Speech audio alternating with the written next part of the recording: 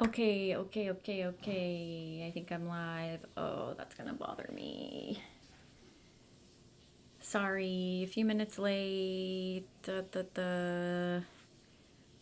Okay, while this like picks up and stuff because I can't see anything, I'm gonna try to fix the camera because it's like this and it's bothering me.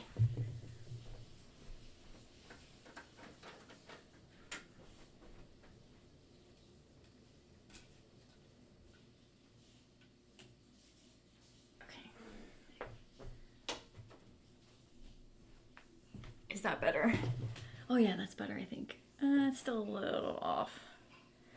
That's fine. Okay. Hello.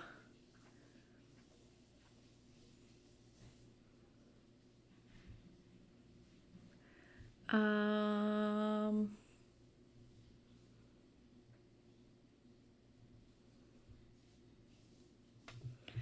Man, this thing takes freaking forever. I don't know if anyone's here or anything. I can't see anything. I think I'm live. Actually, let me double check. Let me just make sure. Let me just make sure.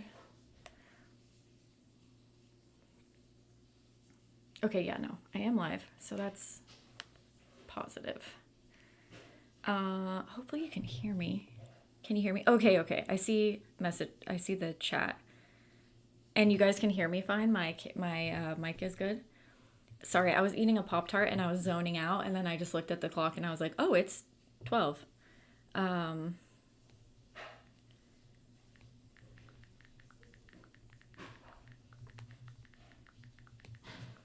Let me just catch up on the chat really quick. And let me ask you, oh, my glasses are so dirty. What is everyone currently reading? I'm assuming everyone finished The Deep, or not everyone, but probably some people. What are you reading, or what did you start reading after that guy? This is so weird. Sorry, one sec, I can't see anything. Okay, here we go. Much better, much better. Okay, okay, okay. All right. Oh, wow. Okay, okay.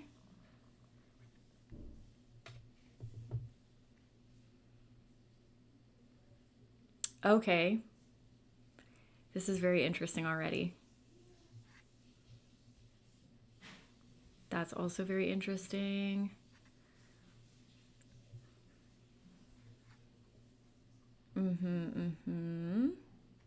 Sorry, I'm just catching up on the chat.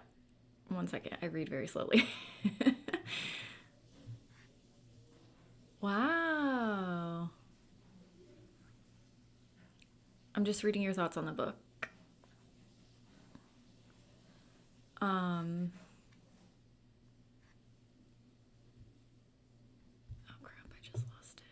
Where was I?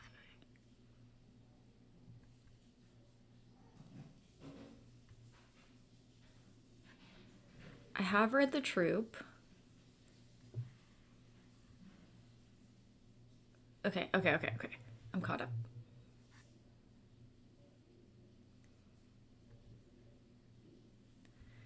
Okay. Yes, yes, yes, yes. Oh, you're currently reading The Troop. That's funny. Okay, hi.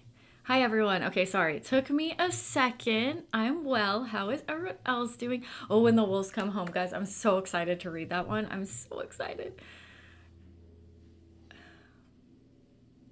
The Crash, The Ruins. Oh, we have always lived in this castle. You guys are reading some good stuff. Dungeon Crawler Carl. I have no idea what that is, but that sounds interesting. Skeleton Crew. And Agatha Christie. I don't know how to pronounce that freaking detective's name. Oh, Pet Cemetery. That's a good one. That's a good one. Walking Practice. I don't know what that is.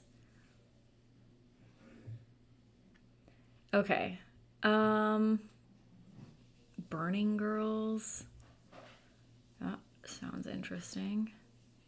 Star. I don't know what that is.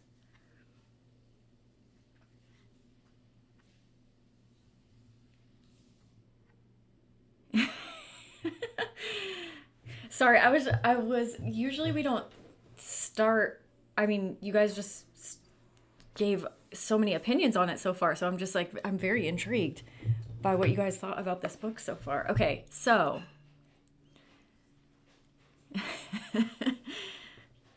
Oh, yay! Welcome. It's your first time joining book club. Welcome. Happy to have you here. Alien Clay. Interesting. Ooh, Pen Pal. That's another fun one. I have read The Ruins. Yeah, it is hard to put down. It's, wait, such a train wreck. Like in a bad way? I really love The Ruins. I finished the hunting part. Oh, yeah, Richard. Yeah, I remember you were reading that one. Yeah, that's a fun one. Oh, cat hair already in my mouth. Just finished All the Sinners Bleed.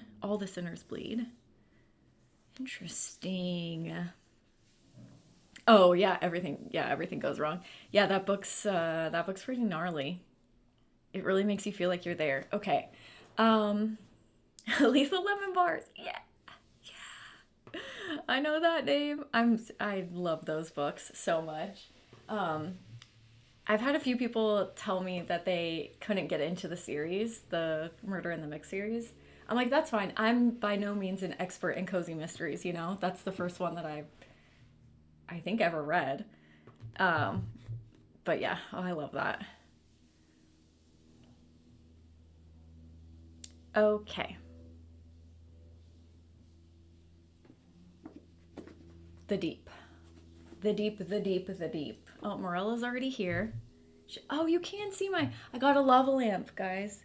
I've been wanting a lava lamp for a really long time. So finally, for like months. So finally, yesterday I said, Brian, let's go get a lava lamp. We had to go to a few different stores because none of them were really the color that I wanted. And then finally at Target, this bad boy was at Target. So anyways, we finally got it. The next day, I broke it. The very next day, I broke it. I was vacuuming and it got caught in the cord and the whole thing fell over and the light bulb shattered everywhere. And then I got glass in my foot. I had to pull the glass out. It was a whole ordeal. But anyways, my wonderful husband went and picked it up. But it's like super murky now. And I don't know if it's ever going to get back to how it was before pre-drop. But anyways, I'm still really excited. It's maybe not as pretty as it was, but I'm so clumsy. But I'm very excited about having one. Okay. Let me pull up my The Deep notes.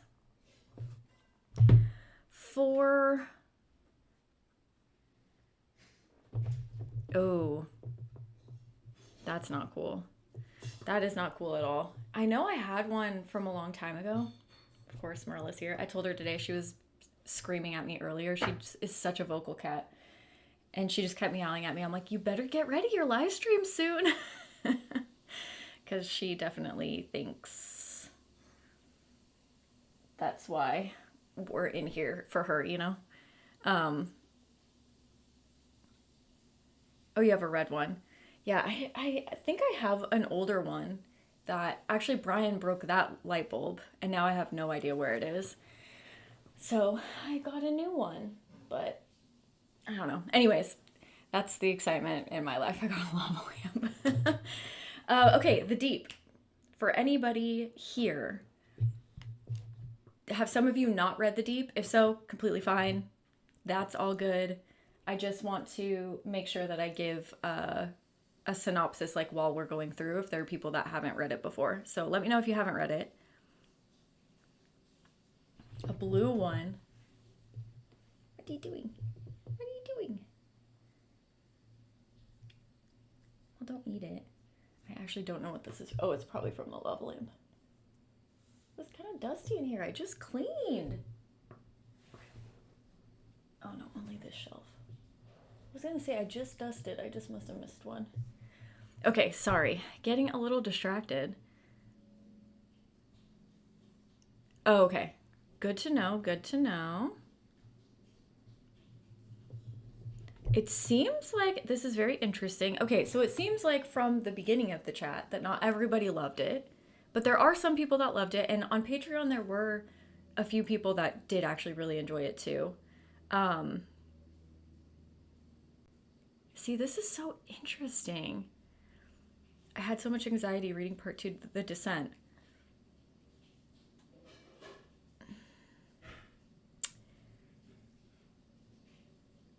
Okay, so, interesting. I have that. I think people were saying on Patreon too, if I can remember correctly, that they liked the claustrophobia of it. I didn't really feel as much as I thought I would.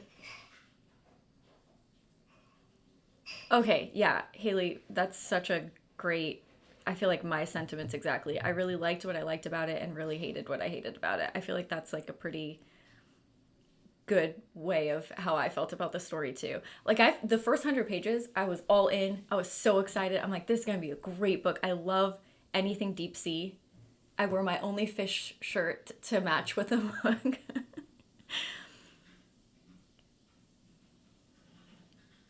Oh yeah, okay. Yeah, the fish hitting the boat when they're going down and stuff. Yeah. Um yeah, it seems like not everybody loved it. I will say, okay, so I have read The Troop, and that is his most popular book, and that one still wasn't my favorite book. It was fine, like there was nothing wrong with it. I just don't think I liked it as much as everyone else did. And that's kind of how I feel about this one. Although I will say I think I did enjoy this one more. Yeah, I'm pretty sure I did. Just because put me in the ocean and I'm all there for it. Yeah, there's a lot there's a lot of creepy things about the ocean. That being said, though, not to like recommend a book right when we're talking about this one, but hold on. Let me see if I can find it. Okay, yeah, this one.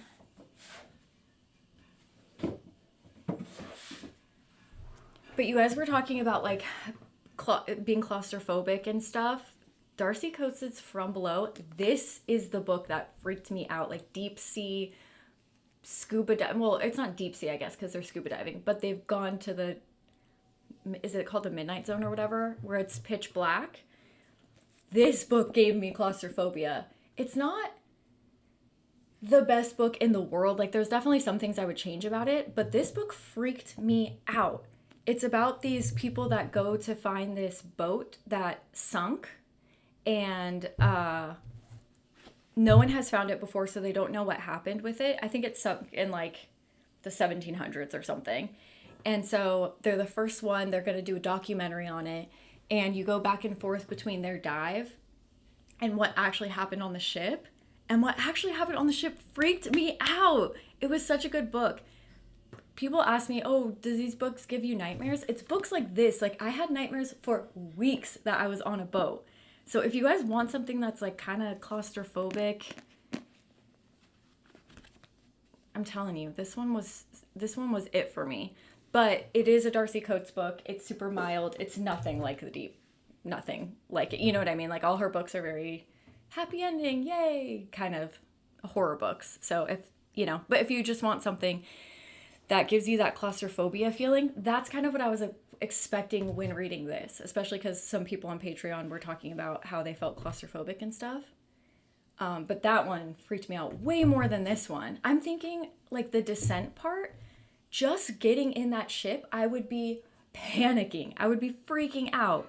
And I feel like that just nothing was really mentioned about how small the ship was or how he felt getting into the ship really. He was just like, oh, it's a tight squeeze. And then they were at the, I don't even know what you call it, like the little place at the bottom of the ocean. But I don't know. Okay. Anyways, sorry, getting ahead of myself.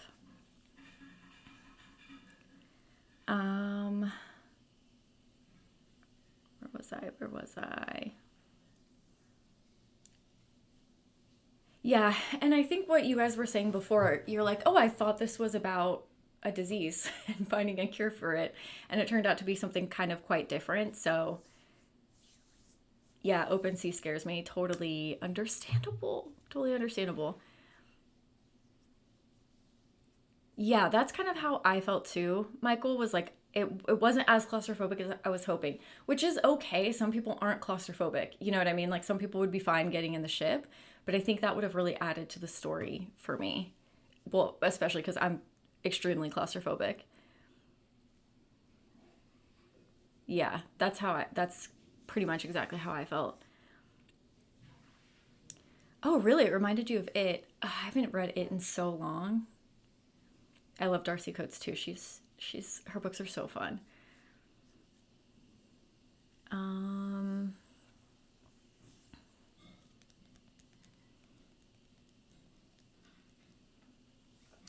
okay. It annoyed you that nothing makes sense and the monster goes in all directions. Yeah. Okay. Hello? Can I see the hello? Hello? Ma'am? Thank you. Okay. Um Oh, so basically it's it. uh you know what? I think Darcy Coates, well, she did come out with the fifth in a series earlier, but I think she does have another book coming out this year. I'm pretty sure I just came across it and I said, "Ooh, I need that." Dang it, what was just up here? How bad things can get. No, how bad things can get. The Blair Witch Project meets Firefest in this bloody new thriller from the Queen of Scares, Darcy Coates. Interesting. So yeah, that one is out. Let's see. One thing I do also like about her books is they all come in paperback. So you don't have to, when they first come out, buy them in hardcover, which I know some people really like the hardcover, but this one comes out August 26th. Um, yeah, oh, this is a good comment. It's more about what the guy can go through than it is about like the disease and stuff. That's so true. Yeah, yeah, yeah, yeah. Oh, that's interesting. The claustrophobia reminded me of the movie The Descent. I think somebody else said that, didn't they? In the in Discord, I think someone else compared it to The Descent. It did feel like a few movies put together. The end felt a little Hellraiser-ish. Um, oh, in Discord they were comparing it to The Thing, saying it reminded them of The Thing. Uh, there were a few movies when I was reading it that it kind of reminded me of.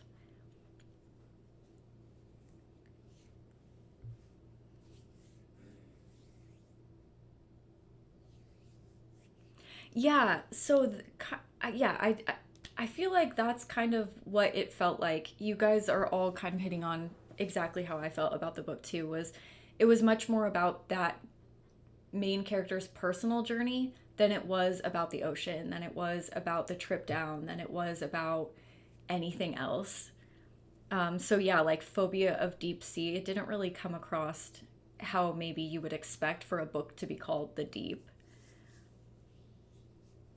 Oh, I gave it a 3 point, I don't know. I was going to give it a 3.5, and then you guys know what happened with LB, and I was pissed, even though I knew it was going to happen because you pick up a Nick Cutter book and any animal that walks in, you go, "Oh, well, RIP." But so I might give it a little bit lower than a 3.5, maybe a 3.4 because of the LB stuff. Those few pages, I hated. I hated. I hated it. Oh, Nat, you're here. Um, yes, I'm the same way. Nat, were you the one that actually really enjoyed this one? See, so this is interesting. Yeah, so you like the deep sea and the visuals helped build on the atmosphere. Yeah, I mean, there were definitely some things that helped being able to see out and stuff. I don't know. I'm just thinking of it compared to the other deep sea books that I've read, like The Meg, like From Below. Um, can't think of any other ones off the top of my head, but those ones just did it more for me. Yes, the body horror, fantastic. So fun. It's Event Horizon Under the Sea. Okay, yeah. That's a great way of putting it. Yes. Yeah, the body horror was really, really good.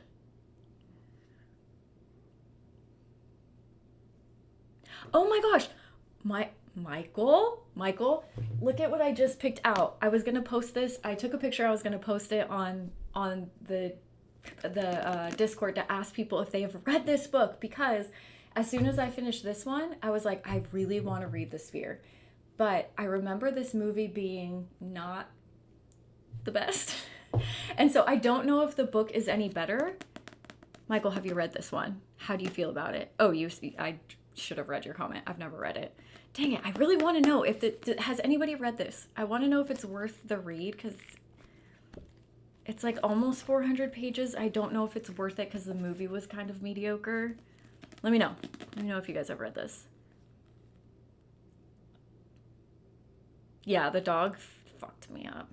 I did. That's what I did too. I needed to hug my own dog. That's exactly any movie, any book that has anything to do with dogs. I have to pause it. I have to put it down. I have to walk to my dogs, tell them how much I love them.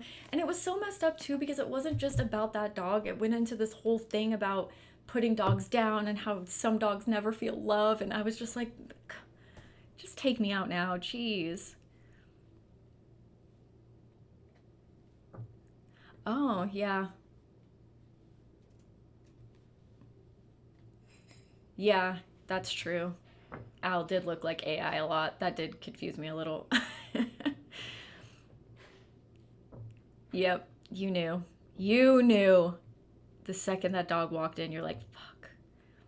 And then it was doing okay for a while, and I was like, LB, are we good? And then I just had a feeling. I was like, don't get attached to this dog. Don't get attached.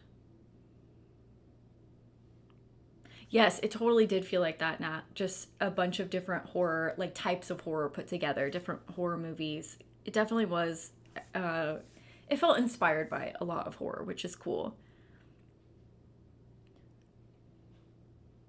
Oh, okay. The Sphere book and movie are different. The book is much more mind-bending. I might read this one next then. The book is better, but not by much. Okay, I don't know. Is it worth it then? I read Sphere, but it's been a few years. I remember enjoying it. Okay, then maybe I'll wait for a little, because after this book, I want to read something. I've honestly, this month has been a pretty mediocre reading month for me.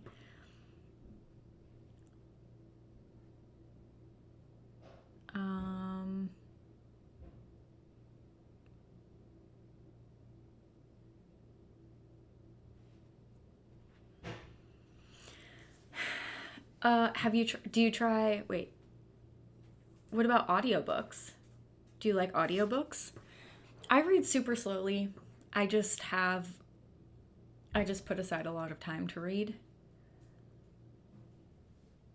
But maybe you could try audiobooks. I know a lot of people who don't love reading get really into audiobooks.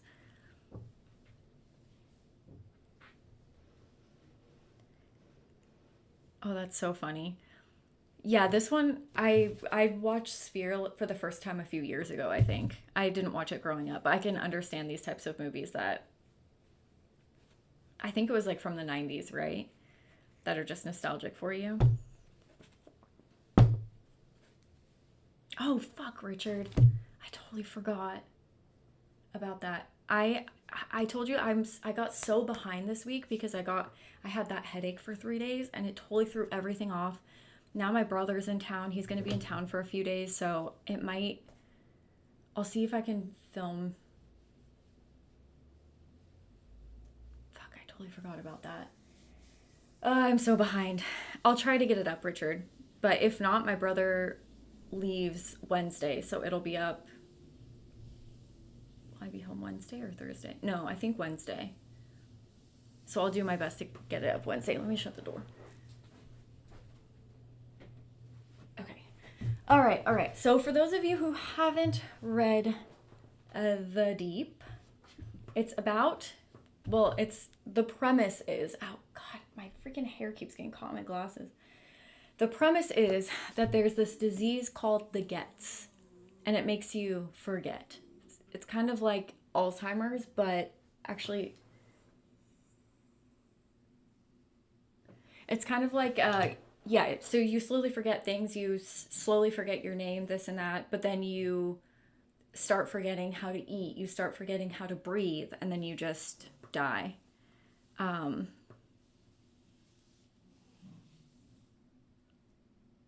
that's interesting. I don't like audiobooks, but I like text to speech for the first 20 pages or so, and when I'm hooked, I go and read the rest. That's actually an interesting approach to reading too. I've never heard that, but yeah, that makes sense because it's the first part of the book is always it takes a minute to get into it. Interesting.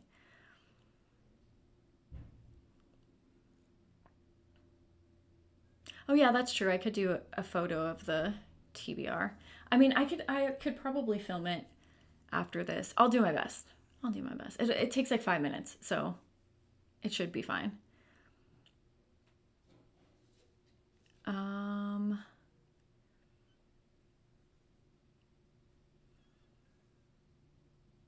I've heard people say that too, that they read and listen to the audiobook together. That's so interesting. I've never tried that before. But I zone out too. I have to be like trying really hard to pay attention with audiobooks. So I'll only listen to them if I'm walking the dog, if I'm cleaning. I won't like sit on the couch and listen to an audiobook. I have to be doing something else. Oh, interesting. This one was hard to listen to on audiobook. You struggled to visualize the deep sea setting. I've kind of felt that way reading it too, to be honest. You zone out during audiobooks too.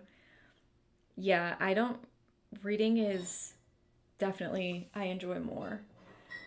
But tips for reading more? I mean, just start slow. Like try to read a chapter a day and just go up from there. And then if you're getting tired and you're falling asleep, don't do it right before bed.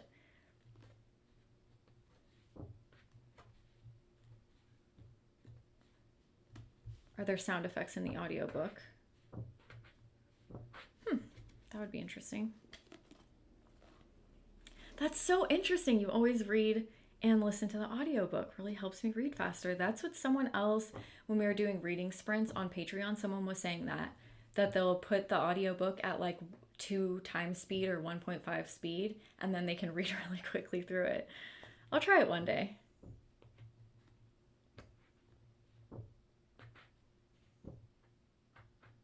Yeah, that's how I feel like I would be with me if I was just doing something, working and stuff, that it would just become background noise.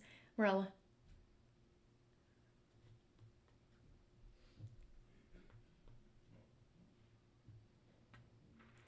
I feel the same way. I feel like thrillers are the best audiobooks to listen to.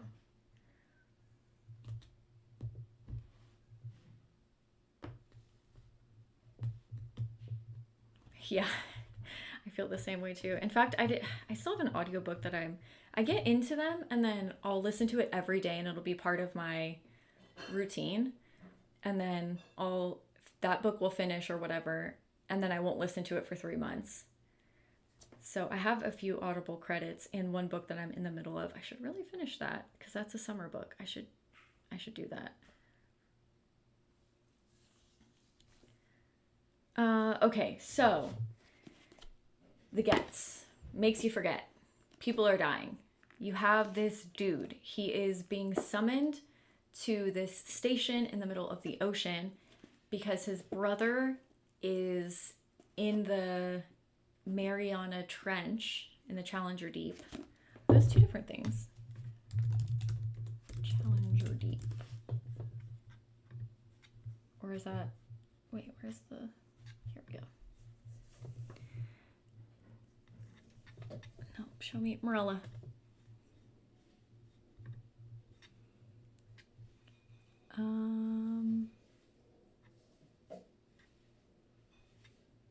What's the Challenger Deep?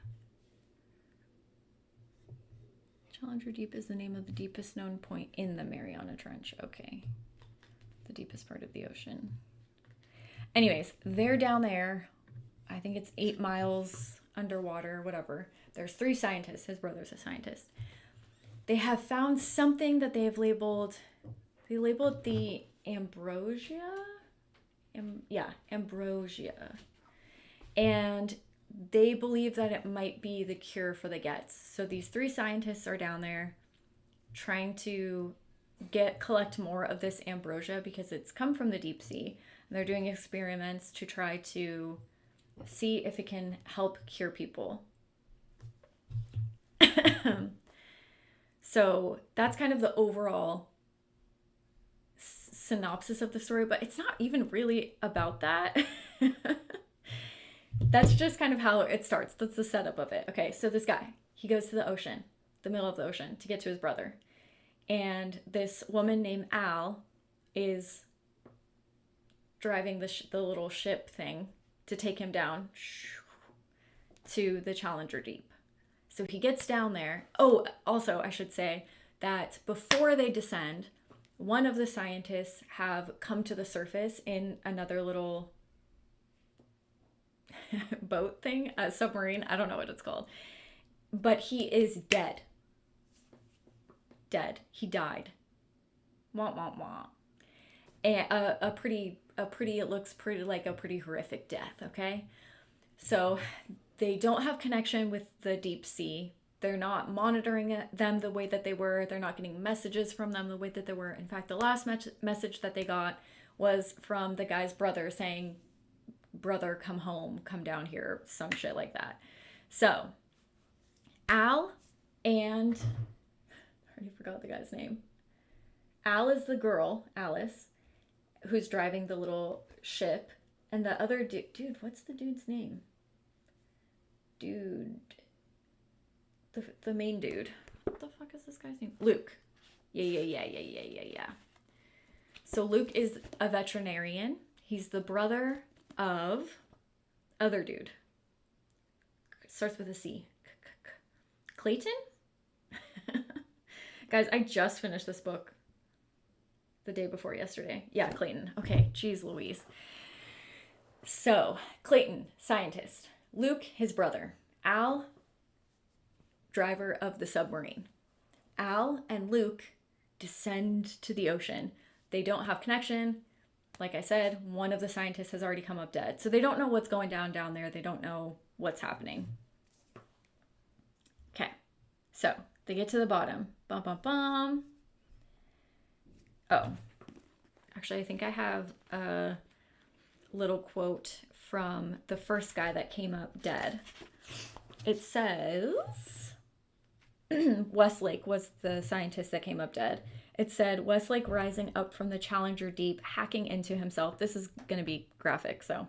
And every time he cut himself, he healed so fast that it was almost immediate. Luke pictured an endless zipper. Westlake's flesh opening only to close a few moments after the scalpel slit it, leaving very little blood and a ragged scar. Westlake could have sliced himself for hours, reducing himself in some exquisite way, laughing or shrieking or crying or who knows what, mindlessly or mindfully, layering scar over scar until what? How did he die? Had the ambrosia deserted him? So he has obviously descended into some sort of madness. He's obviously ingested this ambrosia, which kind of leaves you... I mean, we'll get into it because I think I have a few quotes here, but for lack of better words, like kind of indestructible, right? So he's eaten this ambrosia or it's come in contact with him some way. And then he's like cut himself all the way up from the bottom of the ocean to the top, and then he arrives dead. So yeah, fun stuff. Super, super fun stuff. My first question for you is, do you believe the motives of Luke to descend into the bottom of the ocean? I can't remember if this was on Patreon or if I was reading reviews or what, but somebody was talking about Luke's reason for going down there. What is that, Morella? So do you think that Luke, like, do you believe his reasoning for going down into the deep to his brother? He has an estranged relationship with his brother. So I'm just curious how you feel about him going down to the bottom of the ocean. The part with Westlake reminded you of the shorts of the VHS Beyond movie. I haven't seen that. I haven't seen any of these. I'm assuming the Beyond is like a second one or something. But I haven't seen any of these VHS movies. Oh wait, maybe I have. Wait, have I?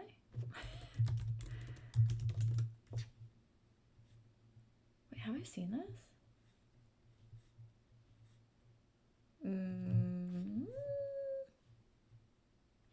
Now I'm not so sure. Now I don't know. Anyways, sorry. Part of me feels like he had nothing left, so he's just doing what he's told. He doesn't care anymore. Maybe this would give him a sense of purpose. Okay. Beyond is the last one, okay. Yeah, he was worried because communication was lost. Oh, interesting, okay. I think he himself didn't really know why his brother summoned him, but Morella! Yeah, don't do that! Yeah, you're not allowed to do that!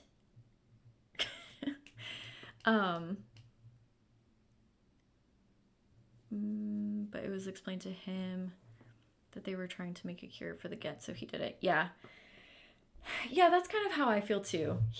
So, for those of you who haven't read it, his son disappeared. Was it 7 years ago? 7 years prior? And him and his wife divorced. So he had it stated in there, like, kind of hoping to get the Gets, to forget the shit that's happened with his life.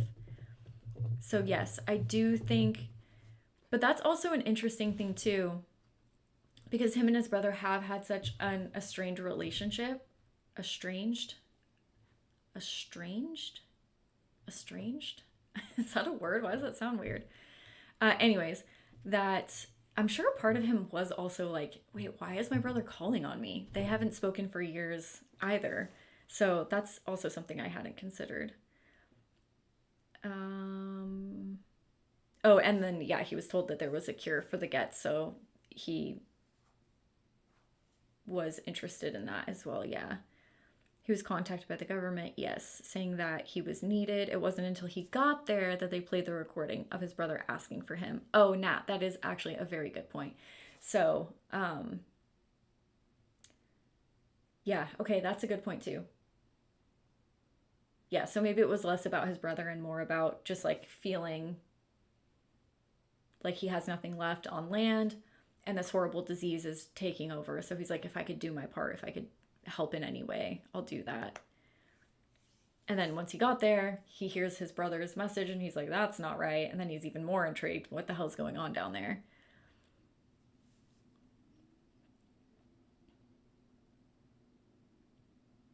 Oh, interesting. It felt like it was that they were giving him reasons to go down there, but also the thing also wanted him down there. Oh, yes. That's also true. I do think that that is definitely true. It seems like his brother was usually so apathetic towards him that it was odd for Clayton to ask for him. Yeah, since it was so odd. Yeah, I think that that's true too. Once they played the message, I think he was like, wait, he's never asked me for anything. He's never wanted to be around me. He didn't even call me when my son went missing. What could he possibly want?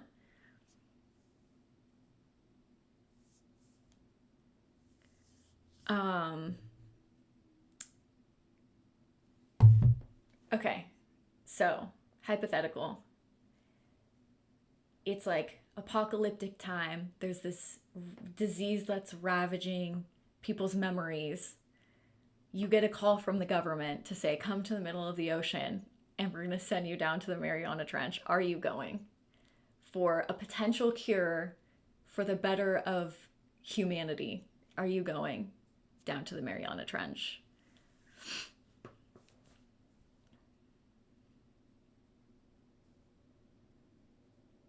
That's also true, given what he and his brother went through as kids. If his brother called him, it must have been important. Yeah.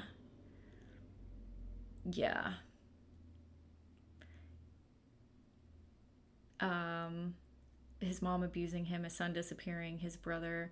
It was like one thing after another. Yeah, it was like the only thing that he had left was his brother, his only kind of connection to this world.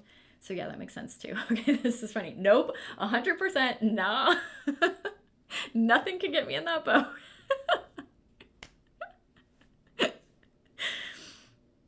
There are 10,000 people more qualified than me.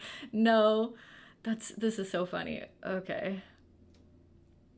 To be honest, I would pay to go down there. So interesting. Okay, definitely not, depending on the incentive.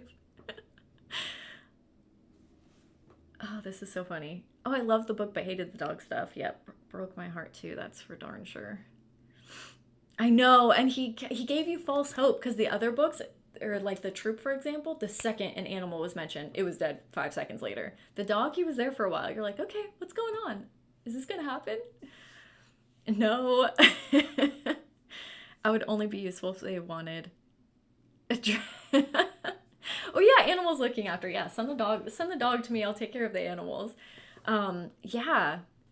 How far down did they go? They went down, I think it was to the bottom, the very bottom of the Mariana Trench. So sorry, Mosley. I just kicked him. So I think it was 8 miles below the surface. Yeah. Look what happened to the last people who tried to go to the bottom of the ocean. Yeah.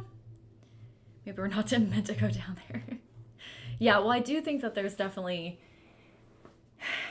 a difference between scientific research and people that are trying to profit from, like safety wise and things like that. Because I think like on the scientific side, things have been pretty okay, right? I don't know, maybe I'm wrong. But yeah, that is also a terrifying thought to think of our futures and things like space is becoming a business, the deep sea is becoming a business, and it's not gonna be it's not people that have your best interest in mind. You know what I mean? It's actually really scary. Yeah. Elle talks about the months of training that she had to go through with Clayton and Lucas. With Clayton, but Lucas shows up and they're like, look at this dead guy, get in the boat. Yeah, that's also true. That is also true. Yes. Although I will say that they do they are a little honest with them, and they're like, look, things could go badly, but we need Clayton to do this research and you're our only pawn here. So you're doing this of your own free will. Get in the boat if you want to. But yeah, I mean, you would think that there would be some sort of training or something, but I guess if it's the end of the world, they're just going to throw you in a boat. But yeah, okay, would you go for your sibling? Would you go for your brother or your sister? They're down at the bottom, you get a message from them that says, hey, come down, are you going? Because that's different from just saving humanity. That's, or if you don't have whatever, like a family member, someone who he's estranged from his brother, but say it's like actually a loving sibling. Would you go down for them? Oh, I don't want to. I don't want to.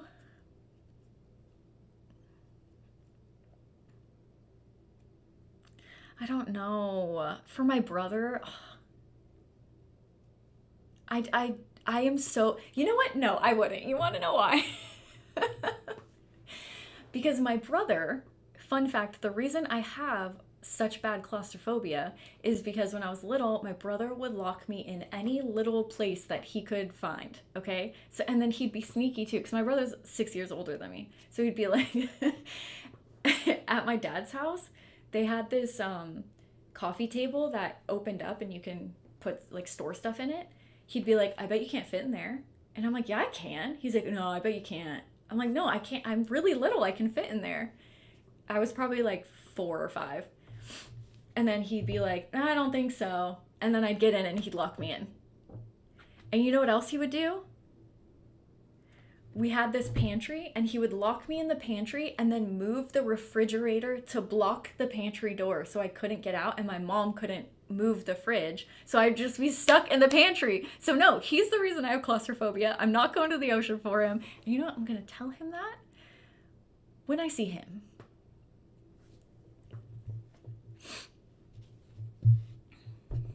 Yeah, regulations go out the window in the apocalypse. That's also a good,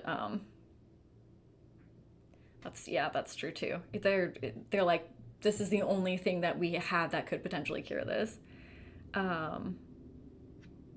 But yes, I do think that, yeah, I can totally see your perspective, Michael, how there were things that didn't quite fit in. Wait till I tell you the ending. And I was talking to my husband about something, and he asked me a question, and I was like, My actual sister, yes. Clayton, no. Yeah, that's fair. I wouldn't go down for Clayton either. He's kind of doesn't really have much emotion. Yeah, I suppose I'd go see my brother. Oh, you guys are maybe nicer than me. It's like asking what... Hell no! Yeah, I would do it for my brother and sister, but maybe not for humanity as a whole. That's fair. That's fair.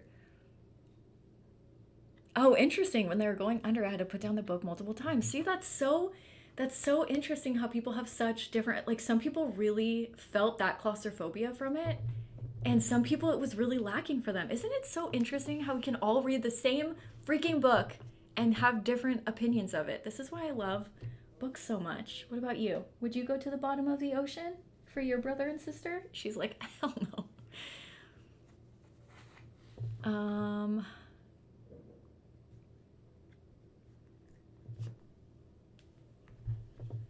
Oh, okay. Yeah, so it's different for if you don't get along with your siblings, maybe you're like, nah.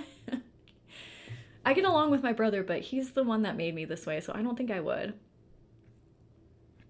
Okay, Michael, good point. If you told me there were dogs down there, to save some dogs, maybe I would. If Mosley was down there, oh, put me on a boat right now. If Mosley was at the bottom of the ocean right now and needed me, in a heartbeat. Yeah, you do it for your actual family, but not if they were like Clayton. Completely fair. If it was my best friend, yep. Or a boyfriend. But as soon as things got spooky, I'd turn around. Not for my brother. Oh, interesting. Not for my brother, but for humanity, yes. Interesting. I'd go down for my cat. Yeah, okay. Yep. Totally see that. Mosley.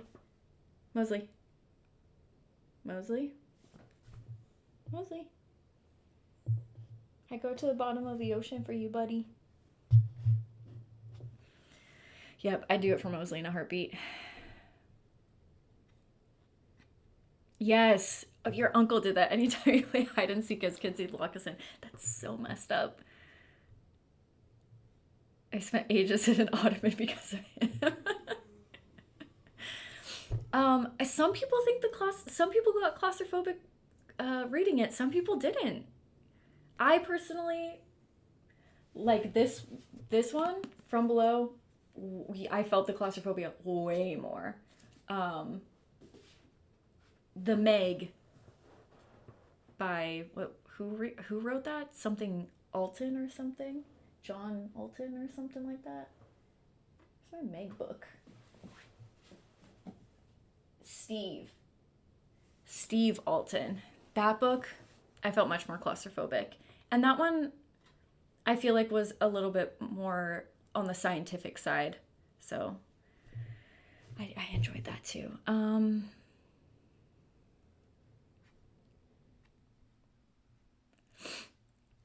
Yeah, I called him before I did that MRI, and I was like, I am so terrified because of you.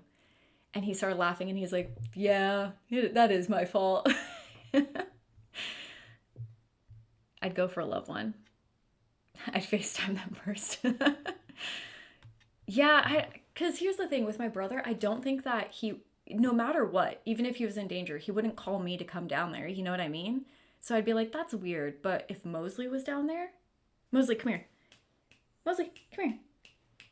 Let me show them your adorable face. Come here.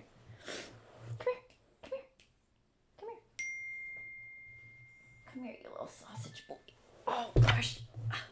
Look at this face. How could you not go to the deep sea for this? How could you not? You're the cutest thing ever. If Mosley was down there, I would go in a heartbeat. Huh.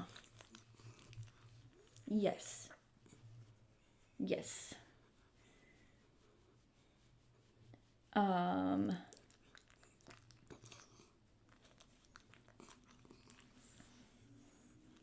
Oh, interesting. My feelings changed on Clayton about the reveal of what happened to him. Okay, you know what? That's actually really, I was wondering why that was in there because, to me, it felt kind of random that was thrown in there at the end, but maybe that was the point to get a little bit of sympathy.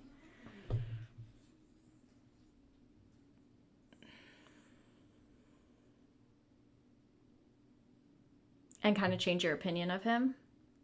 I always lose the chat where I was reading. Yeah. I got to listen to music when I had my MRI, so that helped. Yeah. I heard someone else listening to music. Someone was jamming out in there. We don't know how long the abuse was going on. The reveal wasn't the first time it happened. Oh yeah, no, for sure. But I just mean in the book, like because it was at the end of the book, I was like, oh, this is interesting.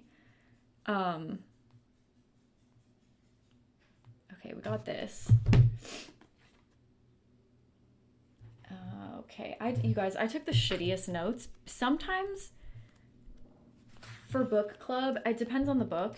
Wait, 89. Hello. It depends on the book. Sometimes there's a lot more to analyze and you know what I mean? Like a book like Victorian Psycho. This one I feel like was more kind of surface level horror, which there's nothing wrong with that. It's fine. But I just also didn't have... Oh, let me shut the door. Okay. I just didn't take the best notes. So like this, I just wrote water as a barrier. What the fuck does that mean?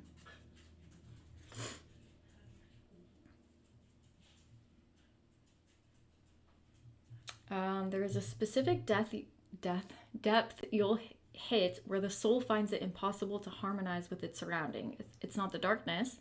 A man is acquainted with it by then, as acquainted as he will ever be. It's not the vast silence or the emptiness or the absence of any life form he can draw warmth or certainty from. It's not the pressure. It's not even the fear of death that constantly nibbles at the edge of his mind. It's the sense of unreality, this out-of-body feeling that you've stepped away from. You know what? Maybe there is some stuff in here. I also feel like if I'm reading a book too quickly, I kind of miss out on stuff like this. Because like this is a very beautifully written passage. You stepped away from the path your species has always tread. Things become dreamlike, inessential. Your mind, seeking solace in the familiar, retreats to those things you understand, but those things become so much harder to grasp. Memories degrade. You remember parts of people, but you surrender their wholes. The water wasn't the same down here. Water is what runs out of kitchen taps or a playground drinking fountain. It fills bathtubs and pools and yes, of course, the ocean, but at a certain depth, water becomes a barrier from all you remember, all you think you know. You're trapped within it, a plaything of it. Focus erodes, your thoughts mutate, the pressure. So I guess that's a pretty cool passage. But yeah, I liked the way that it was a barrier to everything. It wasn't just a barrier to the surface, but like to your memories, to your loved ones, to life. And maybe that was kind of his way of being like, hey, this isn't going to end well.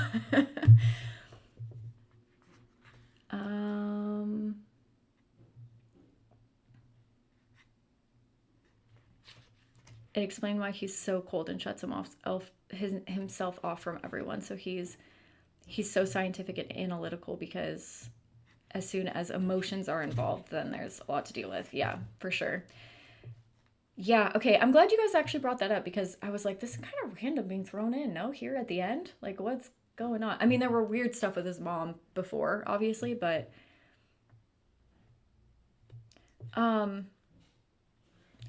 Richard, it's... Okay, so here's the thing, Richard.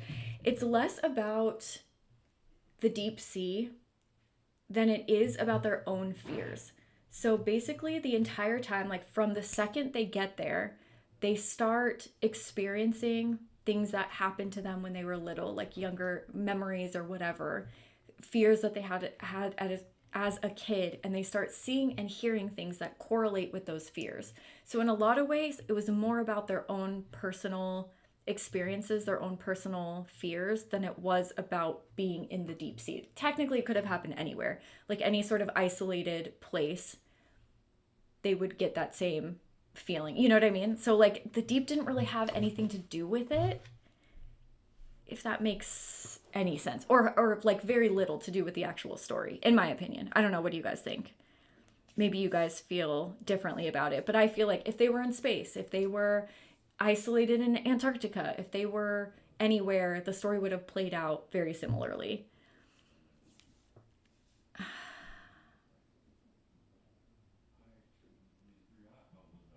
I'd escape a maze-like house in complete dark. Oh my gosh, full of sugar smoke.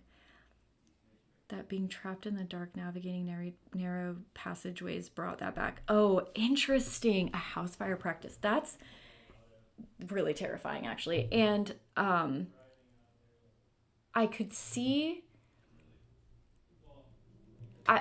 Now reading that passage, I'm like, okay, I can see why people get that feeling of claustrophobia. I think I was just expecting it to be more like the books that I had read about the deep sea prior. And so I was waiting for it to hit that level, and it never quite did. So I guess it just depends how you feel about it. But like something like that, you're trapped in a maze, and that's kind of what the whole outpost thing was. It was like this big ship with big tunnels, and you're kind of trapped in there and things are coming after you. So yeah, I guess it kind of just depends on what your fears are, really.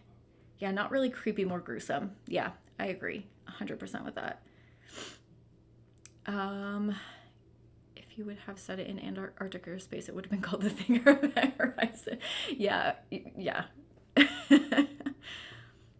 Same flop in outer space. Yeah, for sure. And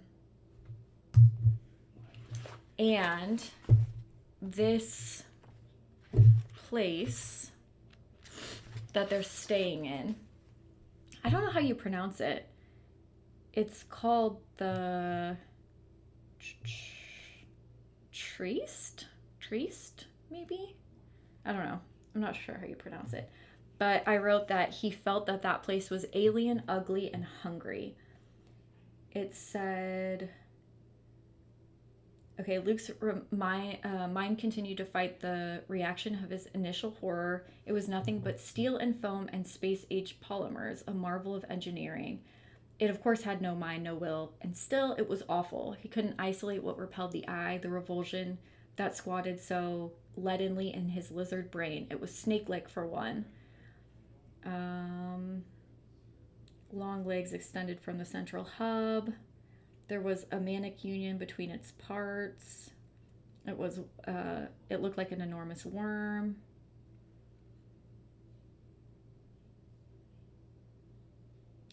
Luke was overcome with a sinister shrinking sensation, as if his soul had dwindled to a pinprick.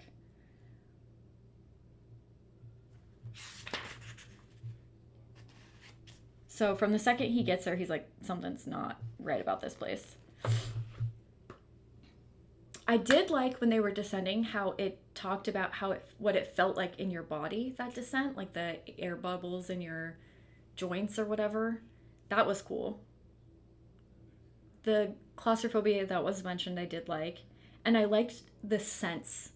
Like, he talked a lot about the second he arrived on the ship and what it smelled like that smell of the deep sea. And I thought that was so interesting because, yeah, I'm sure it would have some sort of scent, right? Whether it's the equipment used to put it up or whatever. But I was like, oh, that's so cool. Oh, okay, thanks. It's a French pronunciation. Yeah, I don't know. Trieste? Trieste? Oh, Trieste. Okay, cool. Thank you. I knew I was pronouncing that incorrectly in my head when I was reading it.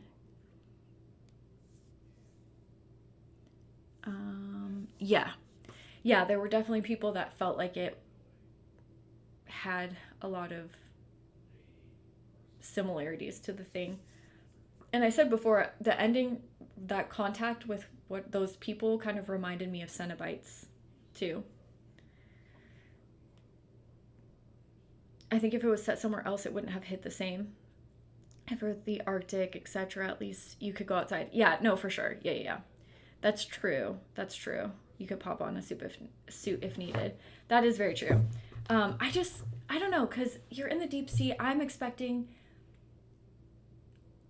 like the wildlife. I'm expecting and there's a few times where he's like, oh, look at how dark it is with the lights off. But I've just read other books that did it better, I think, you know? So it was just less focused on being in the deep sea than it was about the guy's fears, I think. Well, for me at least, you know? But yeah, totally. If you're stuck inside and you can't move, you're kind of screwed. Yeah, it's all contained recycled oxygen. Well, I don't know, because didn't he say something? I do remember him talking about the scent, like when he first landed.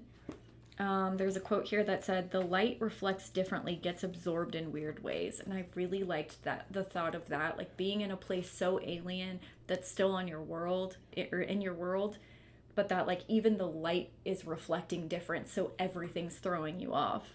So at first you're like, are they losing their mind? Are they just nervous? Are they, you know? It could have been anything. Is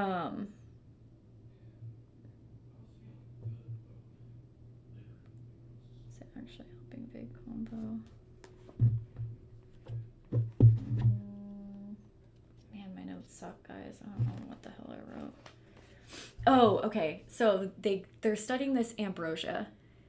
They end up, Clayton, the brother, the scientist, he ends up giving it to a guinea pig, killing the guinea pig. The guinea pig comes back to life. It's like indestructible at this point, and then starts attacking other guinea pigs and trying to kill those guinea pigs. My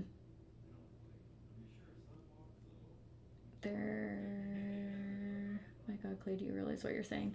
The substance you're studying won't allow a creature to die, not by freezing it, not by pumping it with a lethal dose, not by hacking its fucking head off.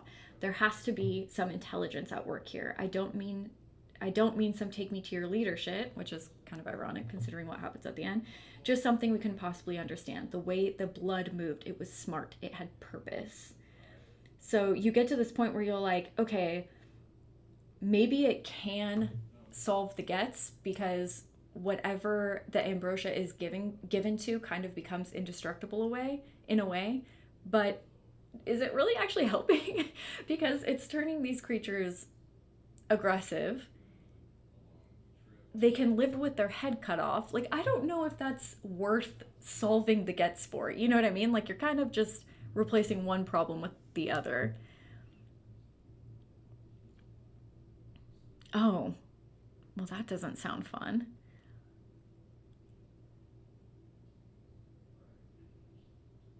How many books do I have? I don't know. This many? Probably like 700 something. I don't know. I'm not quite sure. Oh, Richard, it's worse. It's worse. But that's what I will say. With the troop, it was like, and then he got a cat and he drowned it in a bathtub. And I'm like, Jesus. With this one, it was all related to science, and that made it not better. But I don't know. I read some reviews where they're like, man, the animal cruelty in this book. And I'm like, ooh, I got some bad news for you guys. Like, a lot of it was science related, and not the cutting the head off the guinea pig, but a lot of it was just experimenting. And like, yeah, sadly that shit does happen, you know? So for that kind of stuff, it was not less sad, but less like, oh, I'm gonna drown a cat in a bathtub for no reason, than the troop was for me. Did you guys feel like it was more animal cruelty? And like, because even the dog, even LB, when he died, it was like, yeah, that's how things are happening on the ship. It wasn't like, do you guys know what I'm saying? It wasn't drowning a dog in a bathtub. It was these like evil things taking over. Did you guys have an issue with the animal stuff? I mean, I can't imagine you were fine with it, but did it feel like animal cruelty to you, or did it feel like part of science, I guess is what I'm trying to say? I think I did still like The Deep more than The Troop. I liked the first half of The Deep more than The Troop. I'll say that. The last half, I don't know. I still have, I'm still not quite sure how I feel about it.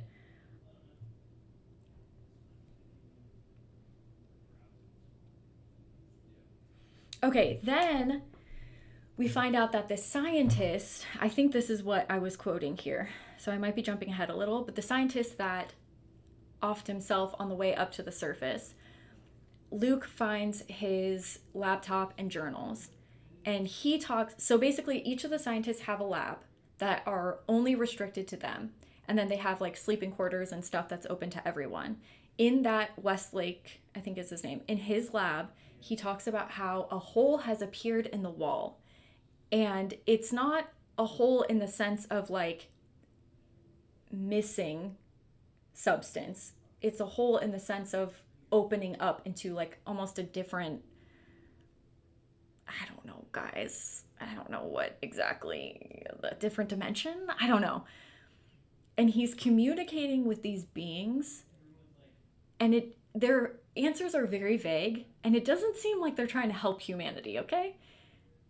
And basically, we come to find out either now or at some point later that basically these beings are giving the ambrosia to them. They're like, oh, you guys need something to help you out? Oh, here's a little of this ambrosia stuff to kind of keep them there. But it doesn't seem like they're doing it to help humanity, to eliminate the gets. They're just doing it. Oh, that's a good comment. I think there's a theme about one brother being cruel and the second brother fixing the mistakes. I like that a lot. It didn't feel gratuitous. Mary, that's exactly what I meant. Yes, you explained that 100 times better than I did. That's exactly how I felt. It didn't feel like it was to shock you. Oh, I'm going to drown a cat in a bathtub just to freak you out. It was like, this happens in science. This sucks, Yeah, it felt more believable for sure. And yeah, if they're scientists in the bottom of the ocean at the end of the world and they brought animals down to test on, bad stuff's going to happen. Yeah, they had more purpose. That's another good way of putting it. And we're just for shock value. Yeah. That's exactly how I feel. Oh, you read Tender as the Flesh after The Deep. Yeah, no, yeah, I 100% agree. Sometimes, a lot of time, most of the time, animal stuff is harder to cope with, especially when we're dealing with like innocent, well, because dogs, they're just so loving. Like, no matter what you do, dogs are so fucking loving. The second Luke got on board, that dog was like, I am here for you. Anyone messes with you, I'm gonna attack it. Like, LB was the shit. And so, yeah, in a lot of ways, it's more difficult, I think, with dogs than it is with humans, because although that's sad, I think we also see the flaws in humanity when we read stuff like that. It's like, oh, that sucks, but dogs, what did they ever do, No, yeah, no, I told somebody I was reading a book about guys at the bottom of it was the girl that did my nails. She's like, oh, what are you reading? I said, oh, this book called The Deep. She said, what is it about? I said, oh, people at the bottom of the ocean, they're trying to find something, a cure for this disease. And she goes, oh, like mermaids? And I started laughing. I'm like, no, like in a station or something. Oh, that's so funny. Yeah, mermaids solving the end of the world. That'd be interesting, huh? Yeah, I'm sensitive with animal cruelty. But this didn't bother me as much. Yeah, that's how I feel too. Like, the troop definitely fucked me up more, which is probably why I liked this book a little bit better. Or because you were more bothered by the writing. The dogs were victims of the deep. The dogs were victims of the deep and Clay. Oh, and not Clay. Yeah. Yeah. And like the situation at hand, for sure. Yeah. I think that also makes it a little bit easier to digest. It's just a shitty situation for everybody. He's not drowning dogs for fun,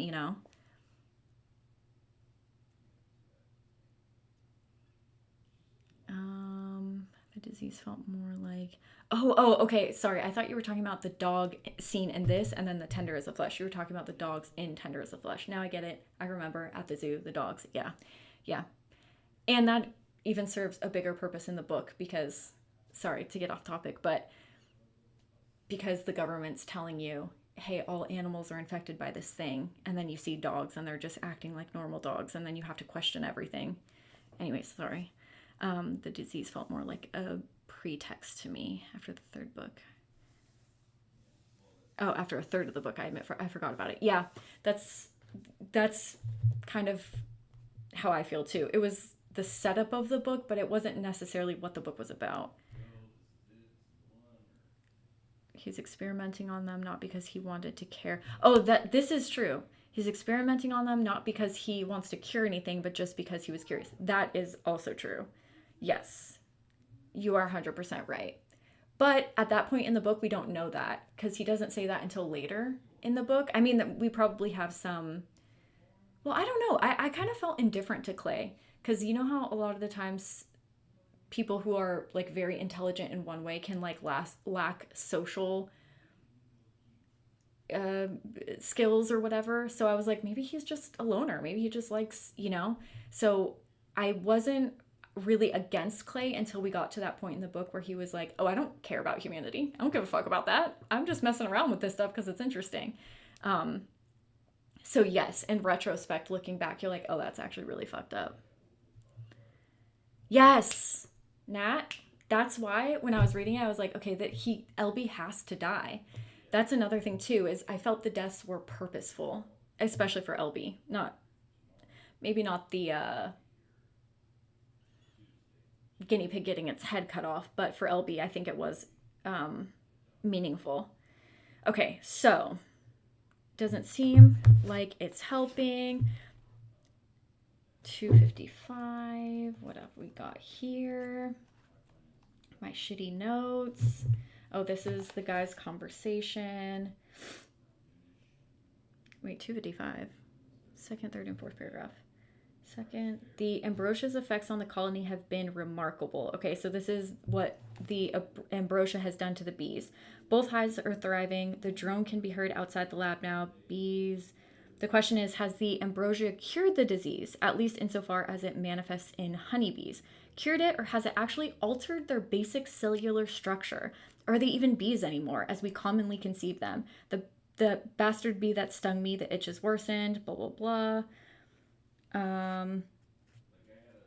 Yes, so then we're like, okay, this ambrosia, it may cure this disease, but it also is altering these animals so much that they're not even a shadow of their former self anymore. They're kind of like a whole new thing.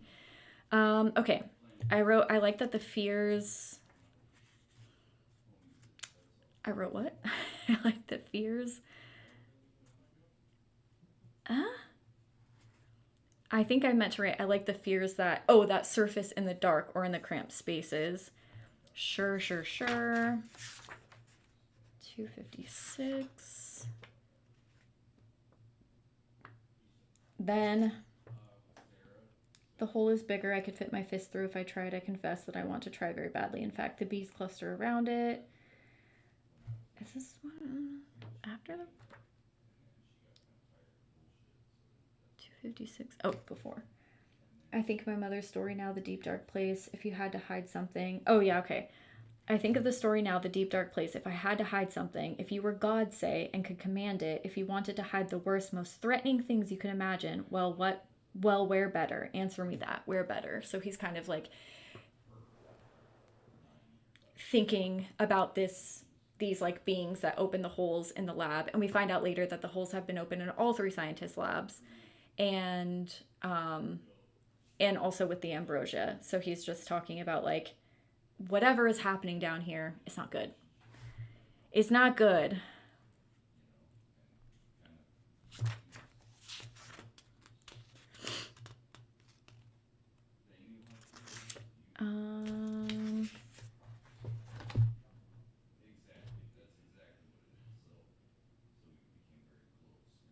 It says, This is not about the disease, the Getz. It never was. The Getz was simply the vehicle, the substance whose purpose was to ferry the valuable commodity, us, to the site of infection. The Getz was the tail we foolishly chased down the rabbit hole. There is no cure down here. There is only madness and malignant evil and death. I should say, if we're lucky, death. We've been tricked, played. Our love and hope and desire to do good for humanity, our need to understand, to conquer, brought us here against our every instinct. Oh, guys, the freaking onomatopoeias. After reading Wake Up and Open Your Eyes, I hate an onomatopoeia in a horror book. I could never read an onomatopoeia again and be happy. I am so over them. I hate them now. Did anybody else get irritated by them, or am I just super sensitive to them now? I just think that they're, like, unless they serve a purpose, I feel like they kind of take me out of the story.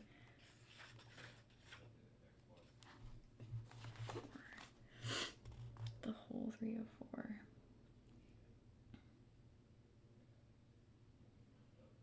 I skipped them. Okay, I'm not sure what this is. The hole halfway up the wall. Oh yeah, except it wasn't a hole, was it? Whatever Westlake had seen.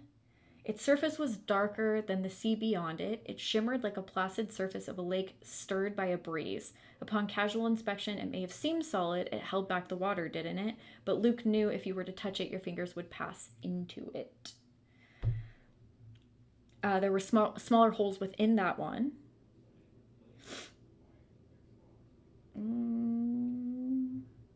He leaned towards it, the pain of his nose forgotten. He felt no danger, not in imminent sense anyway. A voice buried in his subconscious warned him not to trust the sense of calm. But yes, he trusted the hole. Oh yes, he trusted it completely. More than he trusted the structural safety of the tree. I already forgot how to pronounce it. The ship thing. In fact, he tasted blood on his tongue, but this too was a faraway sense. The hole. It's not a goddamn hole. It's a doorway. Bum, bum, bum.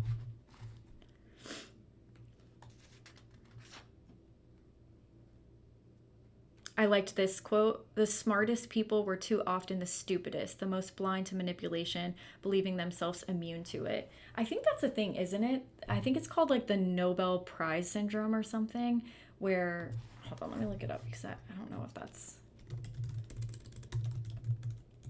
prize syndrome. Okay. Nobel Prize, Nobel disease is a tongue-in-cheek term describing a tendency for Nobel Prize winners to embrace unconventional or pseudoscientific ideas after winning the prize, often straying from their field of expertise. Because you are so intelligent that you're like, I wouldn't fall for dumb shit, you know? So you can kind of trick yourself into believing anything.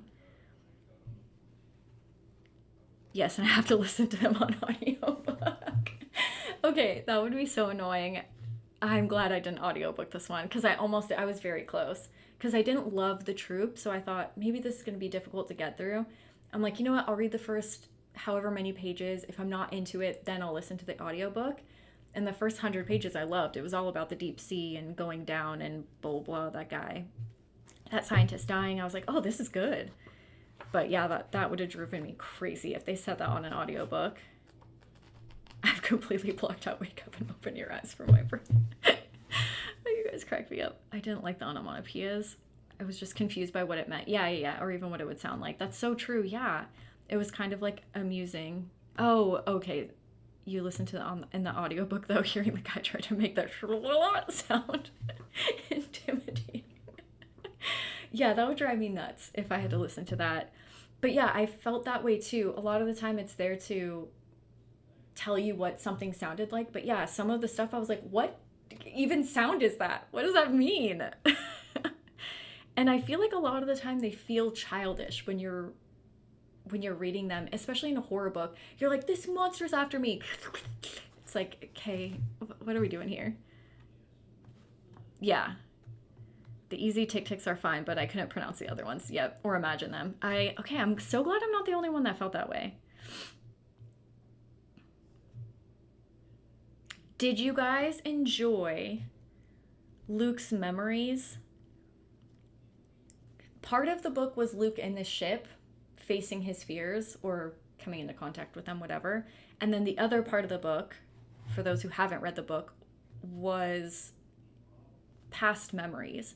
So a lot of it was about his mom, a lot of it was about his son, his wife, past memories that I guess played into the whole of the story. But I'm curious if you guys enjoyed the back and forth.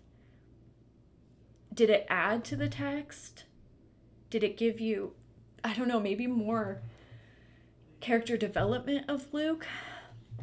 Because a lot of the times I felt like it was necessary to the story, but we're in the middle of him facing this giant monster, and then it's like, when I was 5, and it did go back and forth quite a bit. So I'm just curious how you guys felt about it. When he described the sound, you preferred that? Yeah. Like squeezing a cotton ball soaked in Vaseline. Yeah, that, totally great.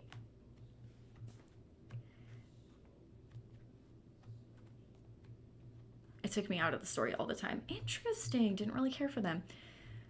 Yeah, I feel like this is hard, right? Because it does add to the story, and obviously we need to know about his son and his mom for the end of the book.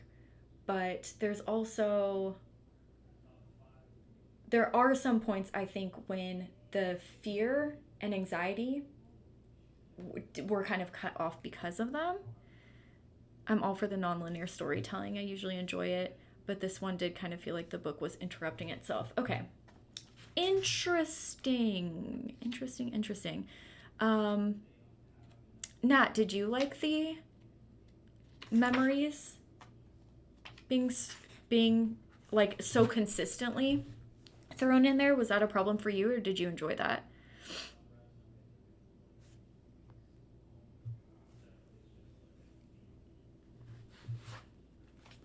Guys, this is so interesting. I could seriously sit and talk about books forever. Isn't this so cool? We've all read the same book, and some things we think the same on, and some things we think differently on, and we all got a different feel for it. Reading is just so magical, you know?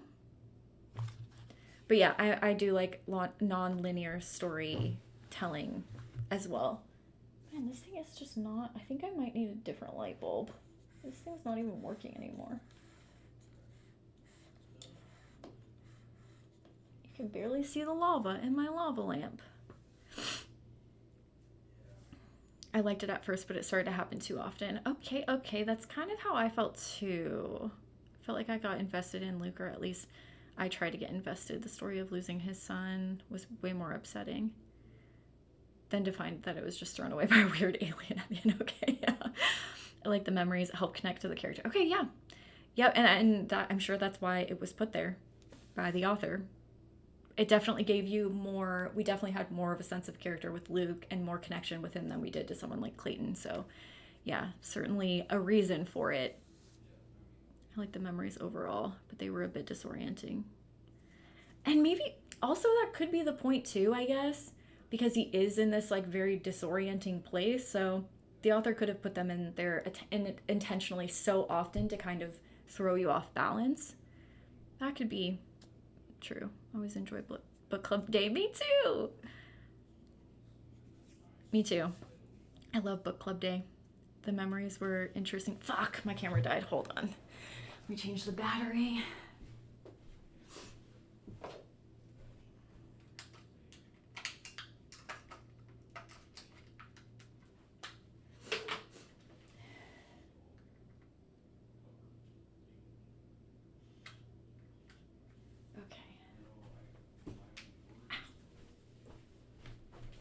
Okay, it'll pop on a second. There we go. There we are. Okay. The memories were interesting, but they could have been spaced out a bit more. Okay, interesting. Yeah. I'm a mom, and some scenes with his son made me cry. Yeah, I'm sure that would be definitely harder to read if you have kids. And I only have dogs, so the dog scenes were harder for me to read. Okay, we're back. I think you have too, Richard. Okay. Next question. What role does LB play in the story? The cute little puppy that he meets the second he gets down there. What role do you think LB plays in the story? Because I think it could be multiple.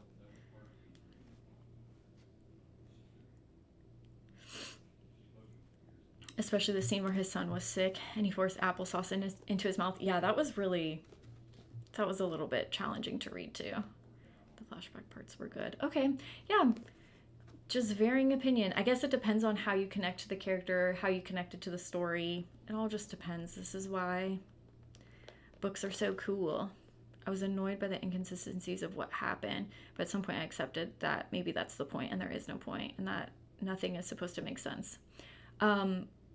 What inconsistencies, can you give me an example of an inconsistency just so I know what you mean? I did enjoy the doctor's memories and dreams were part of his diary entry. Yeah, okay, yeah, I totally agree with that. The journal entries, they did go on for quite a bit, but I was interested in them. His tie to reality, maybe. Okay, yeah, for sure.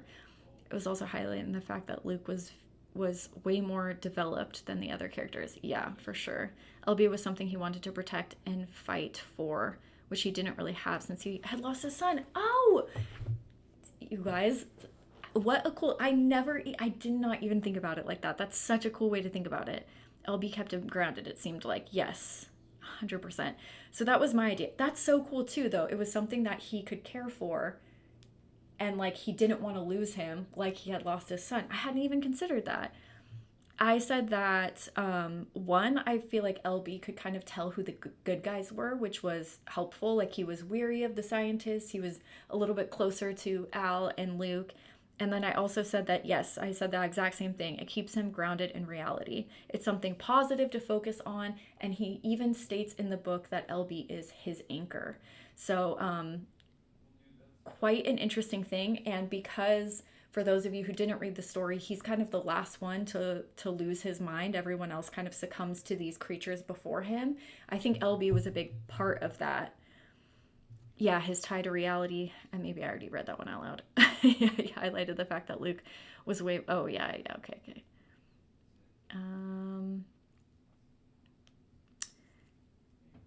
Is this a sci-fi book? Yeah, definitely.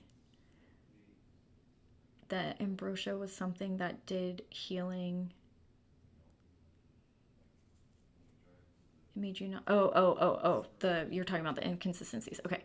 Something that did healing. It made you not be able to die, but then it mutated the bees, and because your fears and made you hallucinate, all the rules out the window. So yeah, that's something also I think with these kind of things, like this is why I don't read kind of like paranormal books often, because if there are no rules, like you're saying, anything can happen. Anything is free reign. And so it does kind of throw the reader off. Well, a reader like me who doesn't quite like that kind of stuff. So I see what you're saying. I think, yeah, I don't know. Actually, I can't really. Yeah. So I think the ambrosia doesn't so much heal you. Yeah, but it does change you. Yeah, so I don't know. And there is something that says it doesn't go inside you. It just coats the outside of you. So I don't know, man. And yes, it somehow mutates the bees by creating bee things inside of the guy. And then, but the fears, I don't think were the ambrosia. I think the fears were the other beings messing with them. But yeah, a lot going on. A ton going on here. LB helped him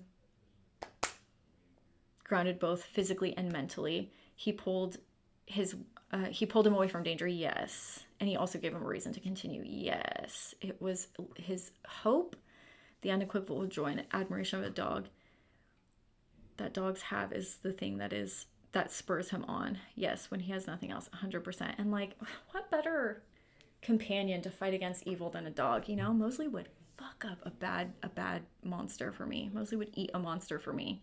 That's why, again, when LB does end up dying, he gets attacked by a second dog who has been shoved into that hole in the wall that's turned into this like mutant thing. The death was purposeful, I think, to me. It showed me Luke is not getting out of here. He kind of lost the last strings on his grips of reality that he had. So I knew he was going to abandon his mission of trying to to go back up to the surface. And also another reason why that scene bothered me is because you're like, that's what a dog would do, you know? Like Mosley would 100%. Brian was bugging me today earlier, just poking me, and Mosley gets so upset, jumps between us, starts growling, barking. Like dogs are just so loyal. It's so anyways, as much as I hated his death in the book, I felt like it served a purpose and not like some, you know, a cat getting drowned in a bathtub. So that's what I meant with the distinction between the two animal scenes or animal subjects of animal cruelty in both books.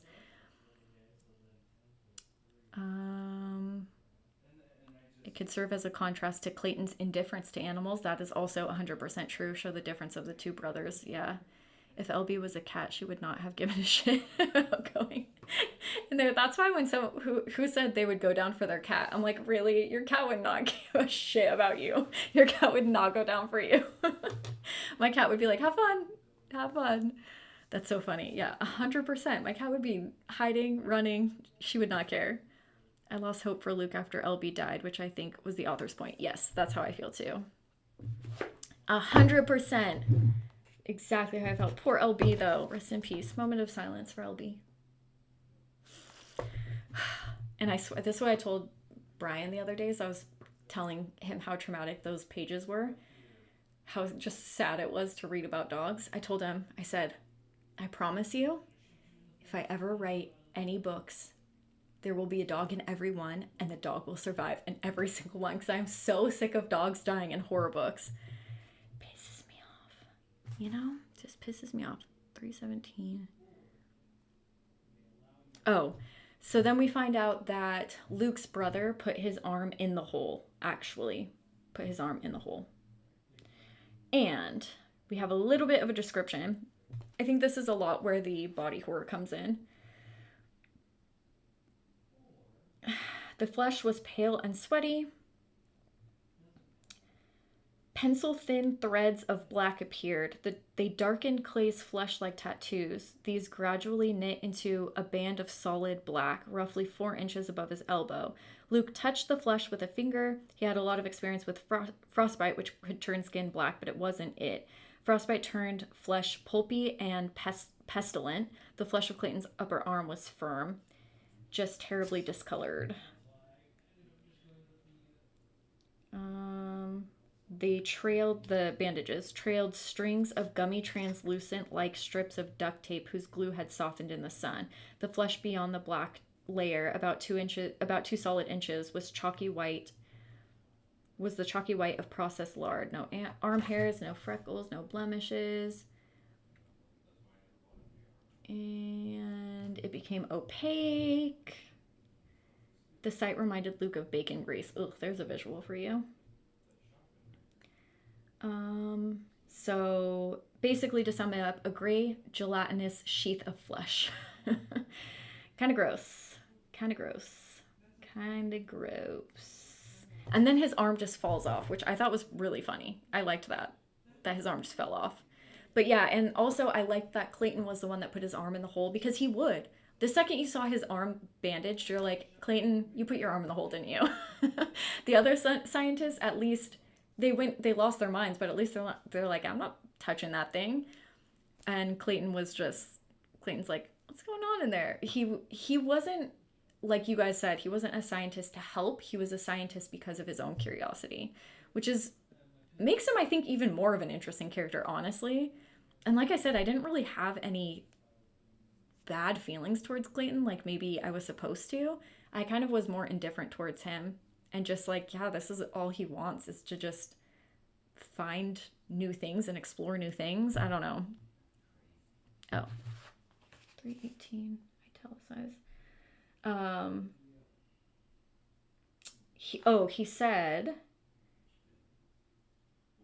of his arm, he said, a chrysalis. I'm seeing the same process that happens inside a cocoon when a caterpillar turns into a moth or a pollywog turns into a frog. A transformation so intense that everything melts and is reborn.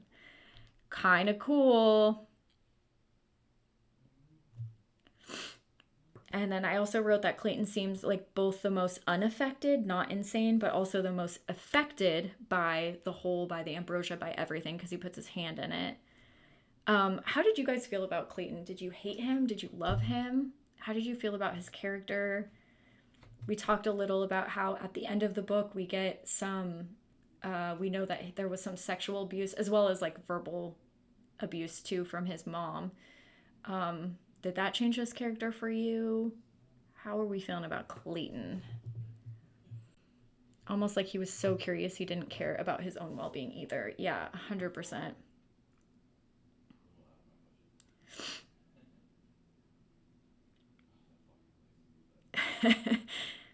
Yeah, yeah, for sure. He's like, Luke, what are you talking about? There's no other aliens here. Ooh, there's a hole. Let me put my hand in it. He was kind of smart where you think he was the kind of smart where you think nothing bad could happen. Yeah, I think his curiosity just gets the better of him. He's more concerned with that than anything, you know? Like he doesn't care about relationships, he doesn't care about himself, he doesn't care. He's just friendships, nothing. His brother, he's just in it for himself, but not even to like necessarily personally gain from it. I don't know. He's an interesting character. When the bad stuff starts happening to you, like when he said he's being reborn. No, it's fallen off, my guy. Yeah, your arm has fallen off. There's a problem here. I couldn't tell if he was going crazy or not. Yes.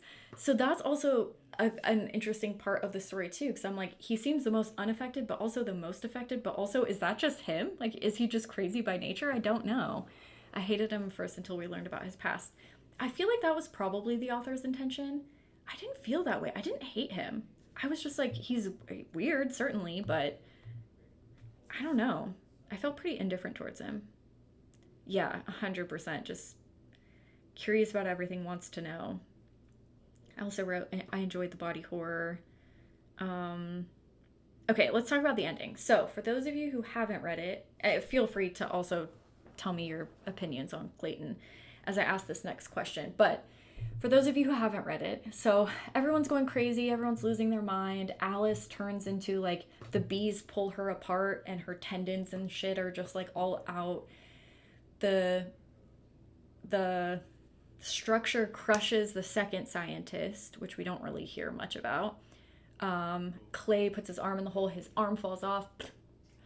Bad things are coming after them. LB gets sucked into the hole. R.I.P. LB. Then at the end, Luke is left. He can take the ship and ascend to the Earth, which is what he has said that he wanted to do the whole time. But after LB is taken from him, he ends up just kind of wandering around the ship.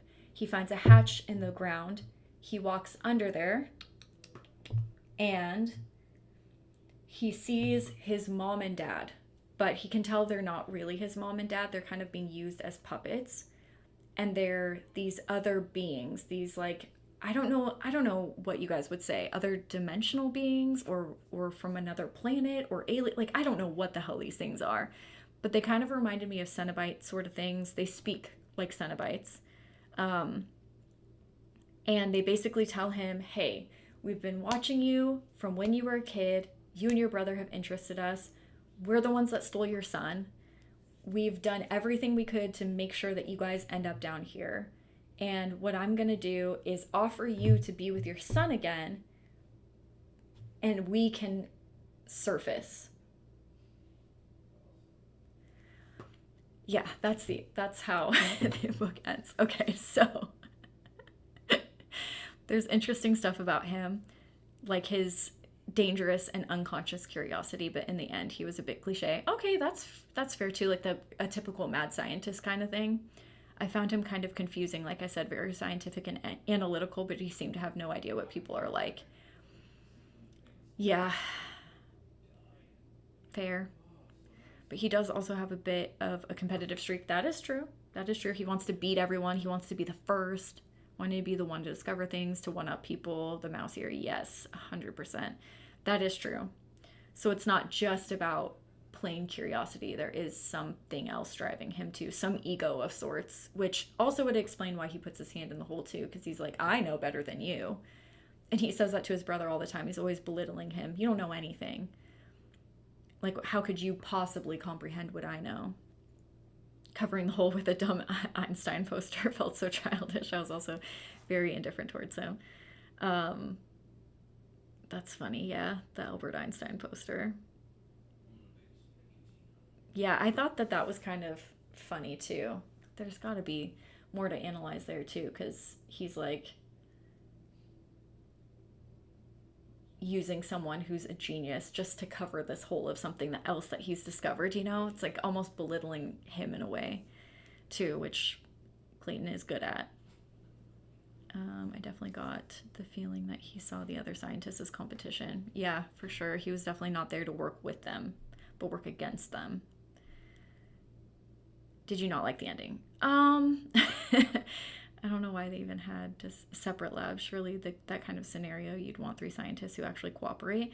Yeah, that's why it was, that is true, certainly for like end of the world type stuff. It is weird that they were locked out of each other's stuff, and they were almost kind of, they certainly had the means to not share information and work completely alone, which can't be good, even for your psyche, you know, to be just stored away like that. So yeah, that is true. I don't know. I wouldn't want bees flying everywhere. Yeah, bees. Yeah. Oh, yeah. They brought the bees because bees were the only animals that were affected by the gets, which was also never explained, which is kind of interesting. I don't think we're genetically similar to bees. Like, I think that's why we do a lot of experiments on mice, because I think we're genetically 70% similar to mice or something like that. So interesting that bees were also affected. But maybe it was also because without bees, there are no humans. So maybe it's, destined to be a human wide extinction. That's the word I was looking for. Oh yeah, he was trying to keep the whole secret. Yeah, they all were. All the scientists were. And not show anybody their work and stuff, yeah. Yep.